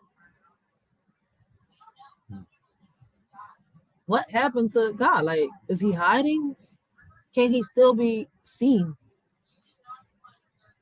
Well, he's the one with all the powers. But then here comes the question, right? Like I said earlier, here comes Kronos, Zeus, and all. Well, Zeus and what's his name? Pegasus and Hades were Kronos' sons, right? But then Anu, or whatever his name is, the son of the god, is the one that birthed Kronos, right? Who in the world birthed the God that created us? Is Anu Anu? I can't really say his name. The creator of all gods, right? And where are these gods? What happened to them? Like, is there a reason we can't see them? Are they still out there? I mean, I'm not asking bad questions. I'm asking but the right questions right now. What has happened to these gods? And then if all these gods existed, right, then what does it make the, like the angels in them? Do they make them like the underboss? They're the boss. These are the underbosses. And then, like the princes and the kings and queens and all that are the ones that serve them. And then us serve, like, it's crazy as shit, right? How this pyramid goes. But the more we read into it, we learn. 12:1-6, Amplified Bible. It is necessary to boast, though nothing is gained by it, but I will go on to visions and revelations of the Lord. I know a man in Christ who 14 years ago, whether in body I do not know, or out of the body I do not know, only God knows. Such a man was caught up in the third heaven, and I know that such a man, whether in the body or out of the body, I do not know, only God knows, was caught up into paradise and heard inexpressible words which man is not permitted to speak, words too sacred to tell. On behalf of such a man and his experiences, I will boast. But in my own behalf, I will not boast, except in regard to my weakness. If I wish to boast, I will not be foolish, because I will be speaking the truth. But I abstain from it, so that no one will credit me with more than is justified by what he sees in me or hears from me. In describing his experience, Paul avoids using the first person, and instead refers to himself in the third person. This has led some to question whether he is actually talking about himself or someone else. However, in verse 7, he switches to the first person, confirming that he is indeed writing about his own experience. During this vision, Paul is unsure if he is in or out of his body. He may have even been So basically, he's trying to say that he don't know, he couldn't tell the difference of him being a spirit or him being in his body himself. Like, he couldn't tell if he was asleep and his spirit was out seeing the things that could we only see things as spirits? And that takes me back to how I had a live at one point where, and this is for like everybody, anybody that catches the replay or the chat. I was watching this show on Freeform, and it's about this girl that she was searching to see what happened to her mom, and they were doing experiments and stuff like this. So they put her in this tank, and on this other, it's 2 tanks in this room, right? She goes into this tank full of water, and she has to kind of like basically go die for a certain amount of time, and they have to bring her back. But while she's in this tank, she's connected to the other body, and these bodies are bodies that they want her to see what's inside their minds, what happened before these people passed away, and she's able to go inside their mind and see what happened moments before they passed away. Like, what's crazy? Like, water has a lot to do with a lot. Like, water has to do with time travel, you dying, being able to go into somebody's mind and seeing the conscience and stuff like that, if it's real. And I'm not going to say it's real. It's just crazy. Like, but look how they're talking about this here. Because the only way for you to see these other planets that they're talking about, these other heavens, or to see God, could be that you would have to come out of the human body and be a spirit yourself to see him. I'm just asking. Somewhere else entirely. It would appear that, in his opinion, either option was a viable possibility. What actually took place with Paul is a question that may be asked by many. Was his spirit able to separate itself from his body and travel to heaven? Or was his body taken to heaven together with his spirit? If Paul did not know, then it is impossible for us to know either. This it leads to these questions. So regardless of anything, it's not bad to ask questions. It's just that at the end of the day, like, I want to better understand what is being said to me. This is the main idea of the passage. In fact, Paul emphasizes the point by repeating the idea twice. Paul identifies this third heaven as paradise. The word paradise originates from the Persian word for an enclosed, lavish garden, which in the ancient world was often exclusively found on the grounds of royal residences. Paul does not explain anything that he saw when he is discussing this celestial vision, only a shadowy description of what he heard. The reason behind Paul being granted this vision was twofold.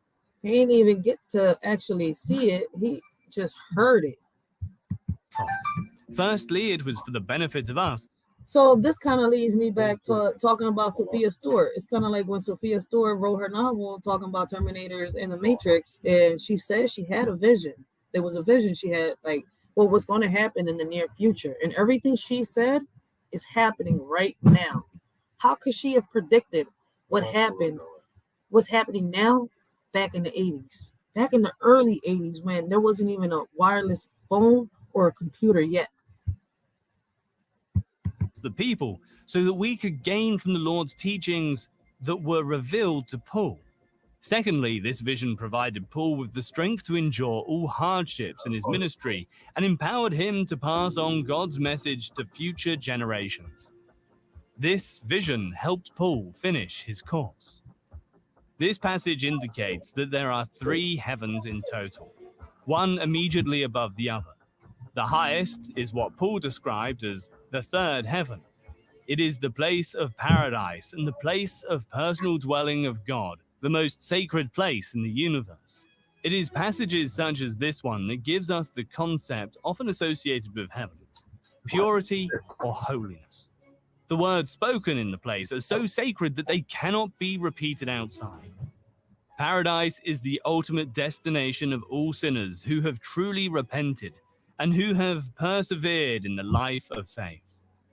On the cross, Jesus promised the penitent thief that the 2 of them would be together that day in paradise. Luke 23:43, Amplified Bible. Jesus said to him, "I assure you and most solemnly say to you, today you will be with me in paradise." Many Christians believe that heaven is a place of unbroken peace and harmony, elegance and worship. This may well be true of the third heaven, but it does not apply to the first and second heavens. You can help save a baby's life for just $1 a day. To the question. Saving Moses has helped the world's most vulnerable. The fact that heaven... Could we be living in one of the heavens right now? It's always going to lead to it. Are we supposed to make the best of it, and we're just making the worst of it? has not been tainted by sin is the most significant distinction that can be made between this world and the heavenly one. Man's sin permeates the earth, and God's glory perfects heaven. God, the glory of heaven, created earth and gave it to the human race to care for and enjoy. Instead of obeying God's instructions on the things of earth, however, Adam and Eve decided to listen to Satan and do the only thing God had for them to do. Their disobedience, their rebellion against God, cursed the earth and separated them from the fellowship with God. Romans 5:19. But see, you're still talking only about the second or probably the third Eve.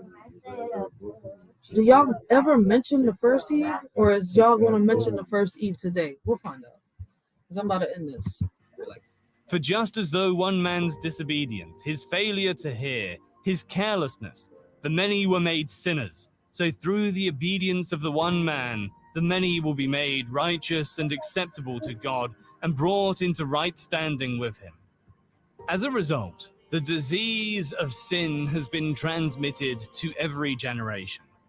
The Bible says, "And God looks upon earth, and behold, it was corrupt. For all flesh has corrupted his way upon the earth." Genesis 6:12. God looked on the earth and saw how debased. And y'all see how on the book of Enoch it explains how it is that mankind became corrupt. We wasn't supposed to sin. We wasn't supposed to lust or do none of these things. But accordingly to them, the angels taught mankind how to do all these things. And degenerate it was. For all humanity had corrupted their way on earth and lost their true direction. Isaiah 24:5-6. The earth also is polluted by its inhabitants, because they have transgressed laws, violated statutes, and broken the everlasting covenant. Therefore, basically, he's talking about breaking the amendments and making our own laws. If I understood him right. Curse devours the earth, and those who live on it suffer the punishment of their guilt. Therefore, the inhabitants of the earth are burned under the curse of God's wrath, and few people are left. Sin corrupts and divides, but heaven declares the glory of the Lord. Heaven is the throne of God, and because he is absolutely holy and without sin, he cannot tolerate sin or look upon it without bringing judgment. Isaiah 66:1, Amplified Bible. This is what the Lord says. Heaven is my throne and the earth is my footstool. Where then is a house that you could build for me? And where will my resting place be? The Bible says of God, your eyes are too pure to approve evil, and you cannot look favorably on wickedness. Why then do you look favorably on those who act treacherously? Why are you silent when the wicked, Chaldean oppressors destroy those more righteous than they? Habakkuk 1:13. When Jesus Christ parted the curtains of heaven and instructed the Apostle John to write down what he saw, he provided us with a glimpse of what was to come. And there between the throne, with the 4 living creatures and among the elders, I saw a lamb, Christ, standing, bearing scars and wounds, as though it had been slain, with 7 horns, complete power, and with 7 eyes, complete knowledge, which are the 7 spirits of God who have been sent on duty into all the earth. Revelation 5:6. It is part of our human nature to want to indulge our fantasies about heaven. But God has his reasons for giving us only a taste of his eternal dwelling place. Human language is insufficient to describe. He said his eternal dwelling place. All right, I'm going to pause it right there. I want to take a minute. I want to thank everybody that's rocked out with a shorty. It is rocking out with a shorty. Listen, once again, I'm only putting this out here so that we can compare it, so we can react to it. It is not to sit here, bring anybody down, to judge, but to each one teach one. and so that we could try to like figure out a little bit of what's going on around us. And if we come together, listen, maybe what you say, maybe what I say, we could figure it out. But till next time, this y'all shorty Rachel. I hope all of y'all is having a blessed and humble day. I hope all of y'all continue to have a blessed and humble day. And we will continue this on part 3 tomorrow. And I will continue to give my perspective, my opinions, and I hope y'all do the same. So I'm gonna leave it right here. And it's crazy, like I told y'all, like history in the Bible is hand in hand. Me personally, I believe in God, nothing more, nothing less. I have no religion, and the simulation part, I don't believe it. But either way, it's still just a theory. The aliens part, like I already told y'all, if y'all start, reading your history books, and if y'all start, reading the different Bibles that they are and putting them together, not reading them separately, then y'all would understand a little bit of what's happening right now. But that's my opinion. So till next time, it's your shorty Rachel. I hope all of y'all have a blessed and humble day. I hope all of y'all continue to have a blessed and humble day. And I will see y'all tomorrow on part 3.